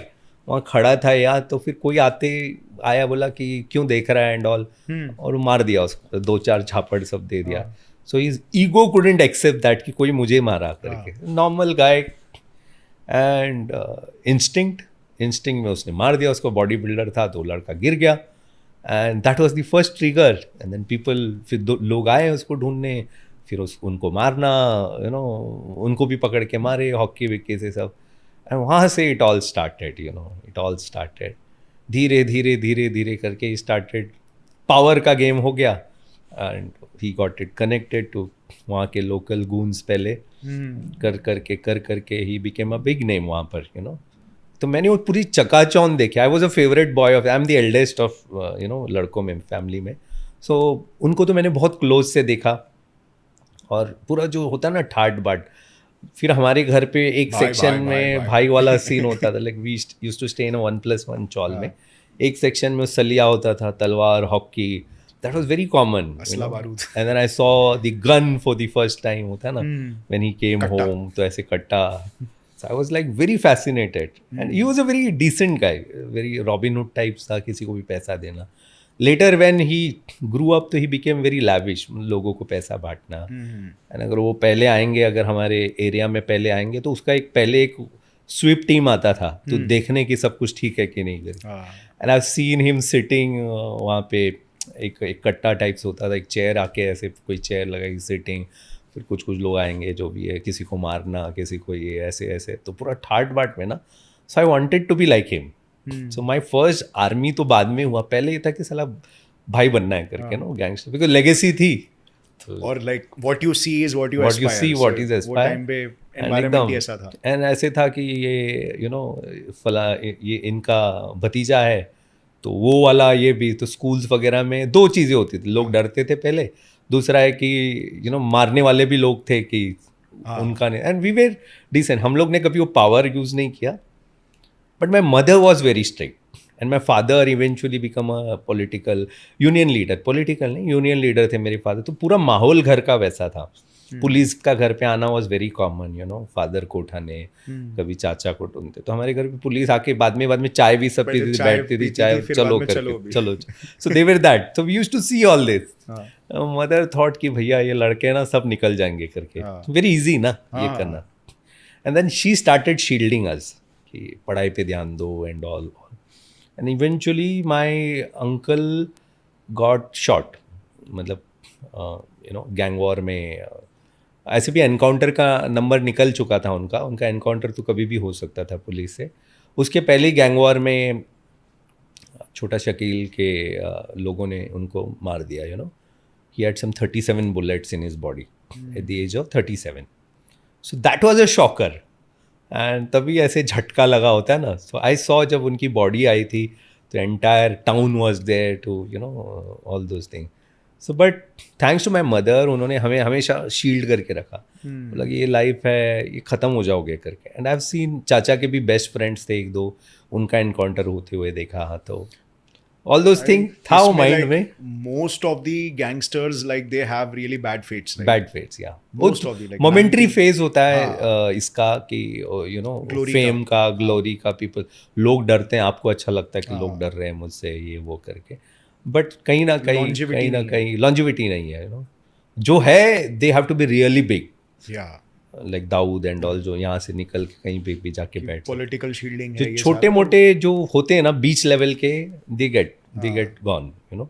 अभी भी देखोगे वो टाइम की जो भी डॉन है मुंबई के 4-5 जो है, they are absconding, they are running here and there. ठीक है, they are running there empire. बाकी के जो मिड लेवल, जो second level, everyone is wiped out, nobody is there, you know. So वो एक ये था. एंड फिर मम्मी के थैंक्स टू हर वो पूरा माइंड में पढ़ाई और ये करके धीरे धीरे I went to hostel then after for my engineering. And I totally फिर cut off. I was in my 3rd year when he got shot, when he was killed. फिर धीरे धीरे वी गॉट एलियनेटेड. सो अभी भी भाई वाली vibe तो आज भी है, because we still go to Bhandup, जो हमारा घर था आज भी. जब यूज़ करना होता है तो वाइब यूज़ करते हैं, तो ज़रूरत पड़ती नहीं है. जब यूज़ करना तो यूज़ कर लेते हैं. So when I speak to various schools and corporates and all, तो as we say you know podcast अपनी ऑडियंसेस के लिए बात करना होता है. तो when I went to couple of schools जहाँ पे ना बच्चे इतने होते टपोरी टाइप, अपना बचपन. सो दे ट्राई, ऐसे 10वीं के बच्चे अपने आप को गुंडा समझते हैं कि हाँ. मुझे याद है मेरे से पहले किसी स्पीकर को उन्होंने बात भी नहीं करने दिया था. जो नॉर्मल अच्छे घर के टाइप्स होते हैं ना, जो स्पीकर, जो दे विल टेल कि you know politely good morning, we will, आज हम ये बताएं. उनको तो खड़ा है. मैं जाते ही क्या करता हूँ, दरवाजा बंद कर, बोलता है कि या तो मैं बात करूंगा या नहीं तो बहन जो लात मार के निकालूंगा. This is my language to that. Everybody silent. उसके बाद में आता है उनको तुम अगर ऐसे हो तो मैं तुम्हारा बाप हूँ करके ना. ये चीज़ में I have been from a very different background. And then they hear, you know, पूरा सुनते हैं. उसके बाद फोटो आके गले में निकालते हैं, साहब आपके जैसे बनेंगे कभी करके. And when you used to, when I speak to a different set of जैसे पॉलिश्ड कॉन्वेंट के बच्चे, या you know maybe Dhiru bhai Ambani type, उनको भाई गरीबी से कुछ लेना देना नहीं है. वो लोग तो बचपन से पैदा ही मर्सिडीज में हुए. तो you have to speak to them in that, ये you know. So yeah, so it is how you shape up your career. And उसमें ना एक मेंटर, एक गाइड का होना बहुत ज़रूरी है. मेरे लिए my mother was that mentor and guide, and then of course my girlfriend who's my wife, so we were boyfriend girlfriend from 11th standard. I won't encourage that. My daughter is in 12th standard, so I won't encourage her to do that. But she also played a great role in my wife now, because वो जानती थी कि हम क्या background से, still she preferred to be my girlfriend, and they were from a better family, so that was a good influence for me. उनके सारे my brother in law sister in law सब पढ़ाकू लोग थे, they used to stay in a building, and probably फिर वो ambition जागने चालू हुआ कि यार कुछ तो करना है लाइफ में.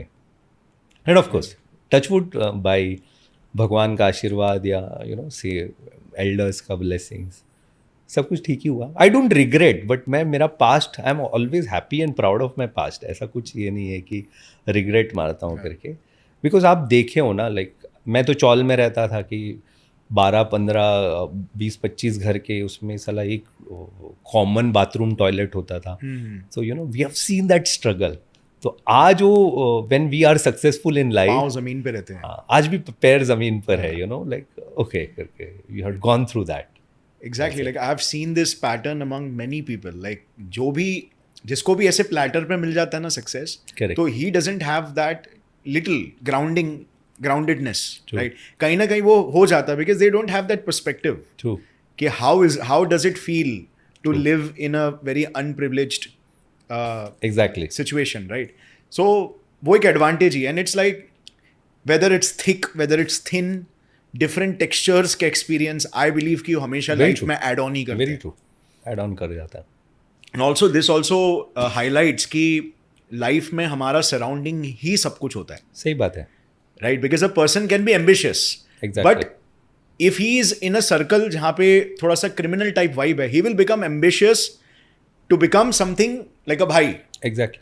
But that same ambition can be channelized in a better way if the environment is right. Environment is right. Very true. Very true.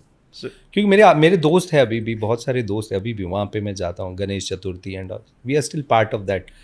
मैंने देखा मेरे जो बहुत सारे दोस्त हैं, काफ़ी लोग अभी भी गलत लाइन में रह गए. कोई दे कुडंट सक्सेस, कोई किसी का डेथ हो गया, वही लाइन में जाके. So many of them got successful, many of them मेरे जैसे जो है, many of them got educated, they are much qualified than me. So it's all about surrounding, and मौका सबको मिलता है, मौका सबको मिलता है. वो मौका फर्स्ट इज कि यू शुड नो कि ये मेरा अपॉर्चुनिटी है, और फिर वहाँ से लेके जाना चाहिए. नहीं तो मौका आया और आप रह गए वैसे, परख नहीं पाएंगे, तो फिर वो बोलते हैं ना, किसी ने बोला है कि कैसे पैदा हुआ और क्या सिचुएशन में रहे वो आपका चॉइस नहीं था, बट कहाँ जाना है, कैसे मरना, वो आपकी चॉइस में है. So you have to work on that. That is what. So sir, like आपका एक साइड है जो बहुत ही इंटरेस्टिंग साइड है, वो है एक मैराथॉनर का, राइट? सो जैसे हमने ऑडियंस को पहले इंट्रोड्यूस कराया था कि लाइक आपने डबल मैराथॉन्स रन किए. करेक्ट. ठीक है, I think in South Africa, right? That's right. So ये साइड क्या है? Why are you so passionate? Because you have also written a book called Bhaag, right? So इतना पैशनेट मैराथॉनर आप like कैसे बन पाए from being from a military background? Correct. And like ये जो पैशन है और ये जो माइंडसेट है वो कहाँ से आया? करेक्ट. इस चीज को लेकर ना क्या होता है, हमें लाइफ में कुछ मिलता है ना जो इजीली मिलता है, तो हम उसको ग्रांटेड ले लेते हैं ना. जैसे अभी हम फॉर एग्जांपल हम घर में रह रहे हैं मम्मी पापा के साथ, मम्मी खाना दे रही है, टाइम ये खा ले, तो अपने को लगता है कि यार ये तो मिलेगा ही ना, so we take it for granted. That is when you, जब आप अब्रॉड जाते हो, कहीं हॉस्टल जाते हो, तो आप यू स्टार्ट मिसिंग दैट कि यार मम्मी तो देती थी, डैडी था, केयर होता, अभी खुद करना पड़ता है. Right. Similarly for me when I was in navy, तो सारी अपॉर्चुनिटीज थी to run a marathon, to ये. अब क्या होता है ना कि कोई चीज़ आप पे फोर्स किया जाओ. जब फौज में होते हैं ना, तो आपको running is forced on you, कि आपको साला ये टाइम में 5 किलोमीटर भागना ही है.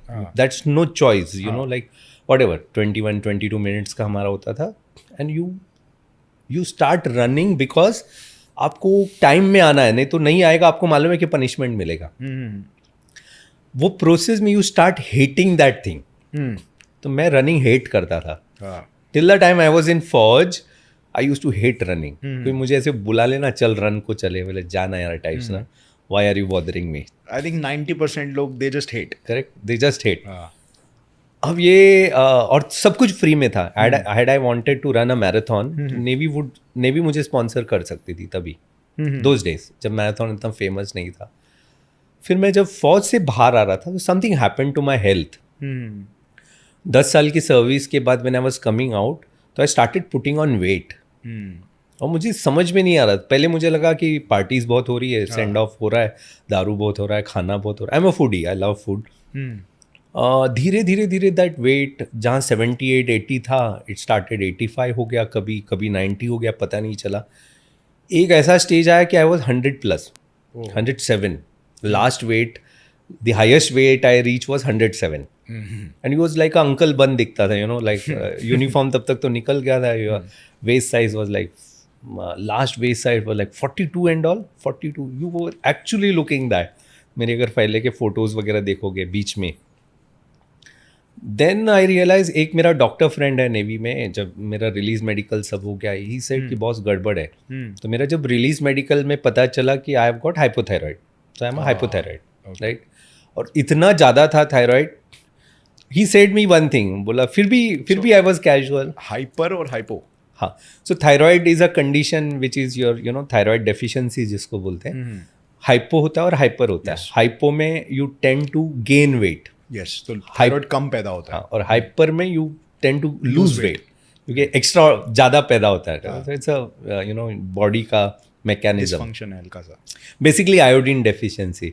It comes due to stress, कभी कभी जेनेटिक होता है, हार्मोनल फ्लक्चुएशन एंड लाइफस्टाइल और फूड व्हाट वी. आजकल इसलिए बहुत कॉमन है, पहले कॉमन नहीं होता था.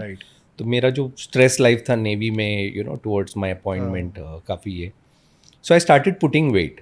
जब मैंने मेडिकल में पता चला कि ये है, तो माई डॉक्टर, उसके बाद भी मैं दारू भी कंटिन्यूस था, ठीक है, हो रहा है. तभी डॉक्टर फ्रेंड ने बोला कि यार, if you continue at this rate, आप आपकी बेटी को बड़े होते हुए नहीं देखोगे. I had a daughter small that time, now she is 18. तभी दैट हिट मी बैड. बोला कि कुछ तो करना पड़ेगा लाइफ में. एंड देन फौज में दौड़ते तो थे ही पहले. सो आई वॉज अ एक्स. फिर मुलुंड में वी गॉट सेटल्ड. फिर मैं वॉक करना चालू किया. 1-2 वीक में आई स्टार्टेड लूजिंग वेट. 107 से 104-5 ऐसे 1-2 किलो कम हुआ, because it's a water retention ना, एंड ऑफ द डे. तब जब वो हुआ ना, तो आई स्टार्टेड लविंग इट. मतलब मज़ा आ रहा है करके. फिर आई वॉज अ जिमर, पैशनेट जिमर पहले से, बट वो सब छूट गया था. धीरे धीरे I started, you know, walk, कभी रन कर लेता कॉम्प्लेक्स के अंदर ही. देन धीरे धीरे वेट स्टार्टेड, ये I started enjoying. And that was the time जब ना marathon as a sports India में पिकअप हो रहा था, you no. And then somebody, I got someone who said कि मेरे साथ चल, मैं कोच भी हूँ, I will. So I started enjoying that. और वो बार्गेन में ना वेट काफ़ी कम हुआ. So you started getting back to life normal. So आपका वेट भी कम हो रहा है and you are enjoying life. बढ़ जाते हैं, दारू भी पी रहे हैं, सब कुछ हो रहा है, सब कुछ चल रहा है, दवा भी हो रहा है अभी. And then you started enjoying. So it's like a gym, like you are a gymmer. So अपने को जिम अगर नहीं किया एक दिन, तो you get ना कुछ तो मिसिंग ऐसे लगता है. वो जो रश होता है ना, adrenaline rush. And then running is also like that. अगर आप डेली रन करोगे, नहीं करोगे ना, यू स्टार्ट मिसिंग समथिंग. तब मैराथन्स भी आ रही थी. देन पहला बार बहुत टाइम के बाद 10 किलोमीटर रन किए, तो यू नो, एंड फिर मेडल्स देना चालू किए. तभी ना मैराथन रन के बाद everyone used to put a medal. So that coupled, so बहुत सारी motivation. And then you started meeting people. जब रन करते थे, रोड पे कोई मिल जाता, कोई एक 65 ईयर्स ओल्ड का अंकल भाग रहा है, तो देन यू रियलाइज, यार ये तो 65 है, मैं तो साला तभी 40 में था. तो उसको पूछता था कि आप क्यों दौड़ रहे हो? बोलते ऐसे ही, मैं रिटायर हो गया. तो देन यू स्टार्ट, आप 10 किलोमीटर्स कितने पे रन करते हैं सर? बोलते मैं 1 घंटे में भागता हूँ. ये 1 घंटे में भागता है, मैं तो साला 1.5-2 घंटे लेता हूँ. So that became a motivation. So you started meeting lot of inspiring people. फिर वो आदत बन के एक लत लग गई, fitness. And then I ran my first half marathon is like 21 kilometre. So when you say to a common man 21 kilometre, पागल हो, बोले 21 किलोमीटर क्यों भागता है इतना करके? हेल्थ के लिए तो 1-8 किलोमीटर भागा तो भी good enough. It becomes a craze, you know. Then the full marathons happened, 42 kilometer भाग लिया, Mumbai marathon. And that marathon culture was building up. And then बोलते हैं ना कि व्हेन हर एक स्पोर्ट्स में हर एक लाइक पॉडकास्टिंग है तो फिर there is an icon for all of us, like you will be having a idol कि मेरे को जो रोगन या इसके जैसा you know. So similarly marathon race में there is an iconic race. अगर वो आपने भाग लिया तो people will say that you are a serious runner, मतलब आपको उसके बाद कोई लाइटली नहीं लेगा. सो ऐसी एक रेस है, it's called comrades marathon which happens in South Africa and that's 89 kilometres run Durban से मैरिसबर्ग बोल के. मुझे क्या इंटरेस्ट किया कि distance and all is fine, what interested me is again a फौजी थिंग यू नो. सो ये रन चालू हुआ था वर्ल्ड वार 1 के बाद. जो भी साउथ अफ्रीकन सोल्जर्स थे जिसकी डेथ हो गई थी या फॉलन इन लाइन, उनके दोस्तों ने स्टार्ट किया था कि टू रिमेंबर देम. एक दिन वो लोग डरबन से भागे, बोला जितना होता है जहाँ तक जाते हैं. तो that particular city was 89 kilometre and they started running every year on that day. That became a tradition you know. So मेरे लिए वो एक इम्पॉर्टेंट था फौजी लिनिएज. बोला कि देखते, and it is tough, it is brutal, you have to train run से लोनावाला से थोड़ा पहले. हाँ, और हम लोग ट्रेन करने लोनावाला ही जाते थे. सो फॉर दैट 96 किलोमीटर का 89 किलोमीटर का ट्रेनिंग के लिए you have to train for 4 months and as a we are not professionals. देखो अपन तो कैसे कि ऑफिस जाते हैं, जवाब दे देगा, पेरेंट्स भी है, न्यूट्रिशन भी अपना लिमिटेड है अपने हिसाब से. We are not professional sport, so you have to balance so many things. But मज़ा है, मज़ा वही है कि how challenging you know the पूरा environment है and how you push the limit. So we used to train in Lonavala. रात को भागते थे क्योंकि सुबह ट्रैफिक होती थी. रात को 12 बजे run 60 kilometre in that jungle you know, road पे खाली रोड होता है. So yes, I trained for that and so you are not officially part of Indian team but you go there, when you go there everyone refer to you as India, you know, Team India बोलते हैं. तो you get to carry that flag. Then unofficial AFI permission देता है, we make our t shirts, Indian t shirt. So you get that feeling of representing India unofficially. But जब वहाँ भागते it's like a carnival you know, people are on road, ताली बजा रहे, कोई beer पिला रहा है बीच में लाके, पियो पियो पियो करके. एंड इंडियंस को बहुत रेस्पेक्ट है साउथ अफ्रीका में.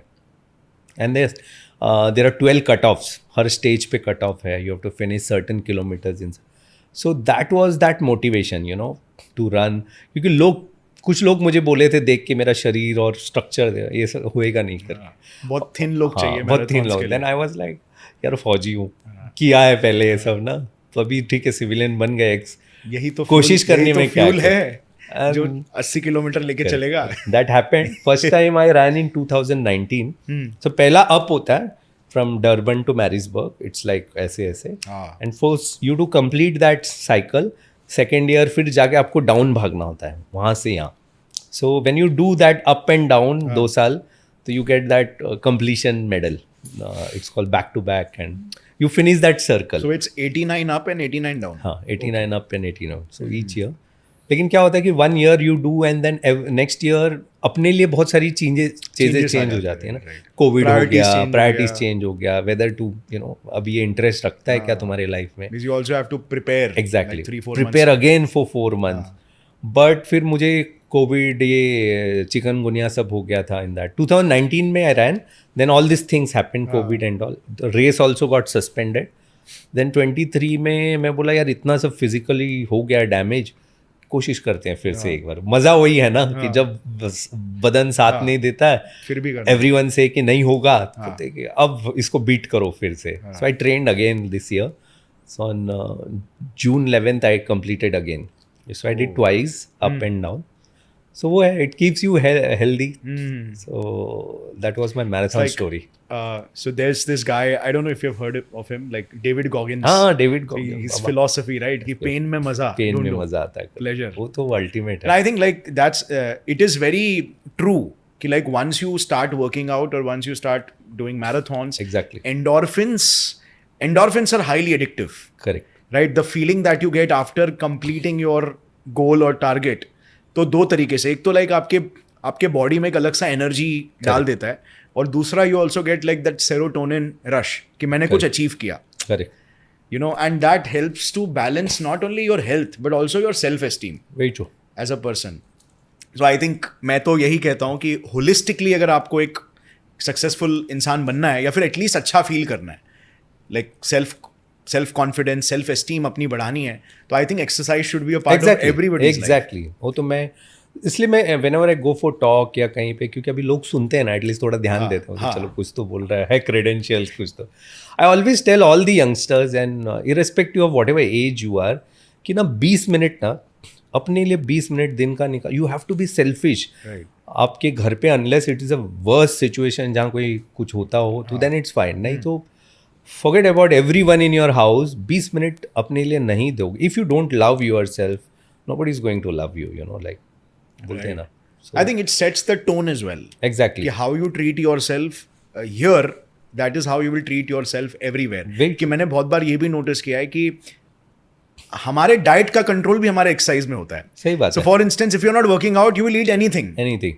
But if you start working out, you will also make sure you're getting proper rest. You'll also make sure you'll get, तो आपका पूरा लाइफ प्रॉपर बैलेंस में आ जाता है. सही बात है. एंड प्लस यहाँ पे जो आपका सेल्फ कॉन्फिडेंस बढ़ रहा है कि मैंने आज डिसाइड किया था कि ये मैं करूंगा और मैंने किया. So that will power also helps you in other places in life. Your like will power is like a muscle. Very true. You know, so the more you train, the more it becomes stronger for other things in life as well. Okay, sir. So very good insights. Like हम तो ये military ये सबसे काफ़ी cut off रहते हैं, we civilians. So great insights. I think viewers would also appreciate ये सारे insights आपने share किए हमारे साथ. So thank you so much for coming to the show, sir, and showering some knowledge. Thanks, Gaurav. And it was a pleasure to talk to you. Hopefully future में कोई और conversation के लिए भी हम वापस से पॉडकास्ट में मिले. पक्का Gaurav. And thank you so much for coming. Thanks Gaurav and much appreciated to you and your entire team for inviting. And trust me, hundreds of podcast, काफ़ी चैनल्स पे मैंने पॉडकास्ट किए, but this was a different conversation. You know, ये conversation मैंने बचा के रखा था for my channel for when I speak, but it has to come out and what a good way. Like thanks to Ankur and thanks to everyone. So guys, you can follow sir as well. So, yes. So yeah, you can give me. So my channel, YouTube channel is called Fauji Talks.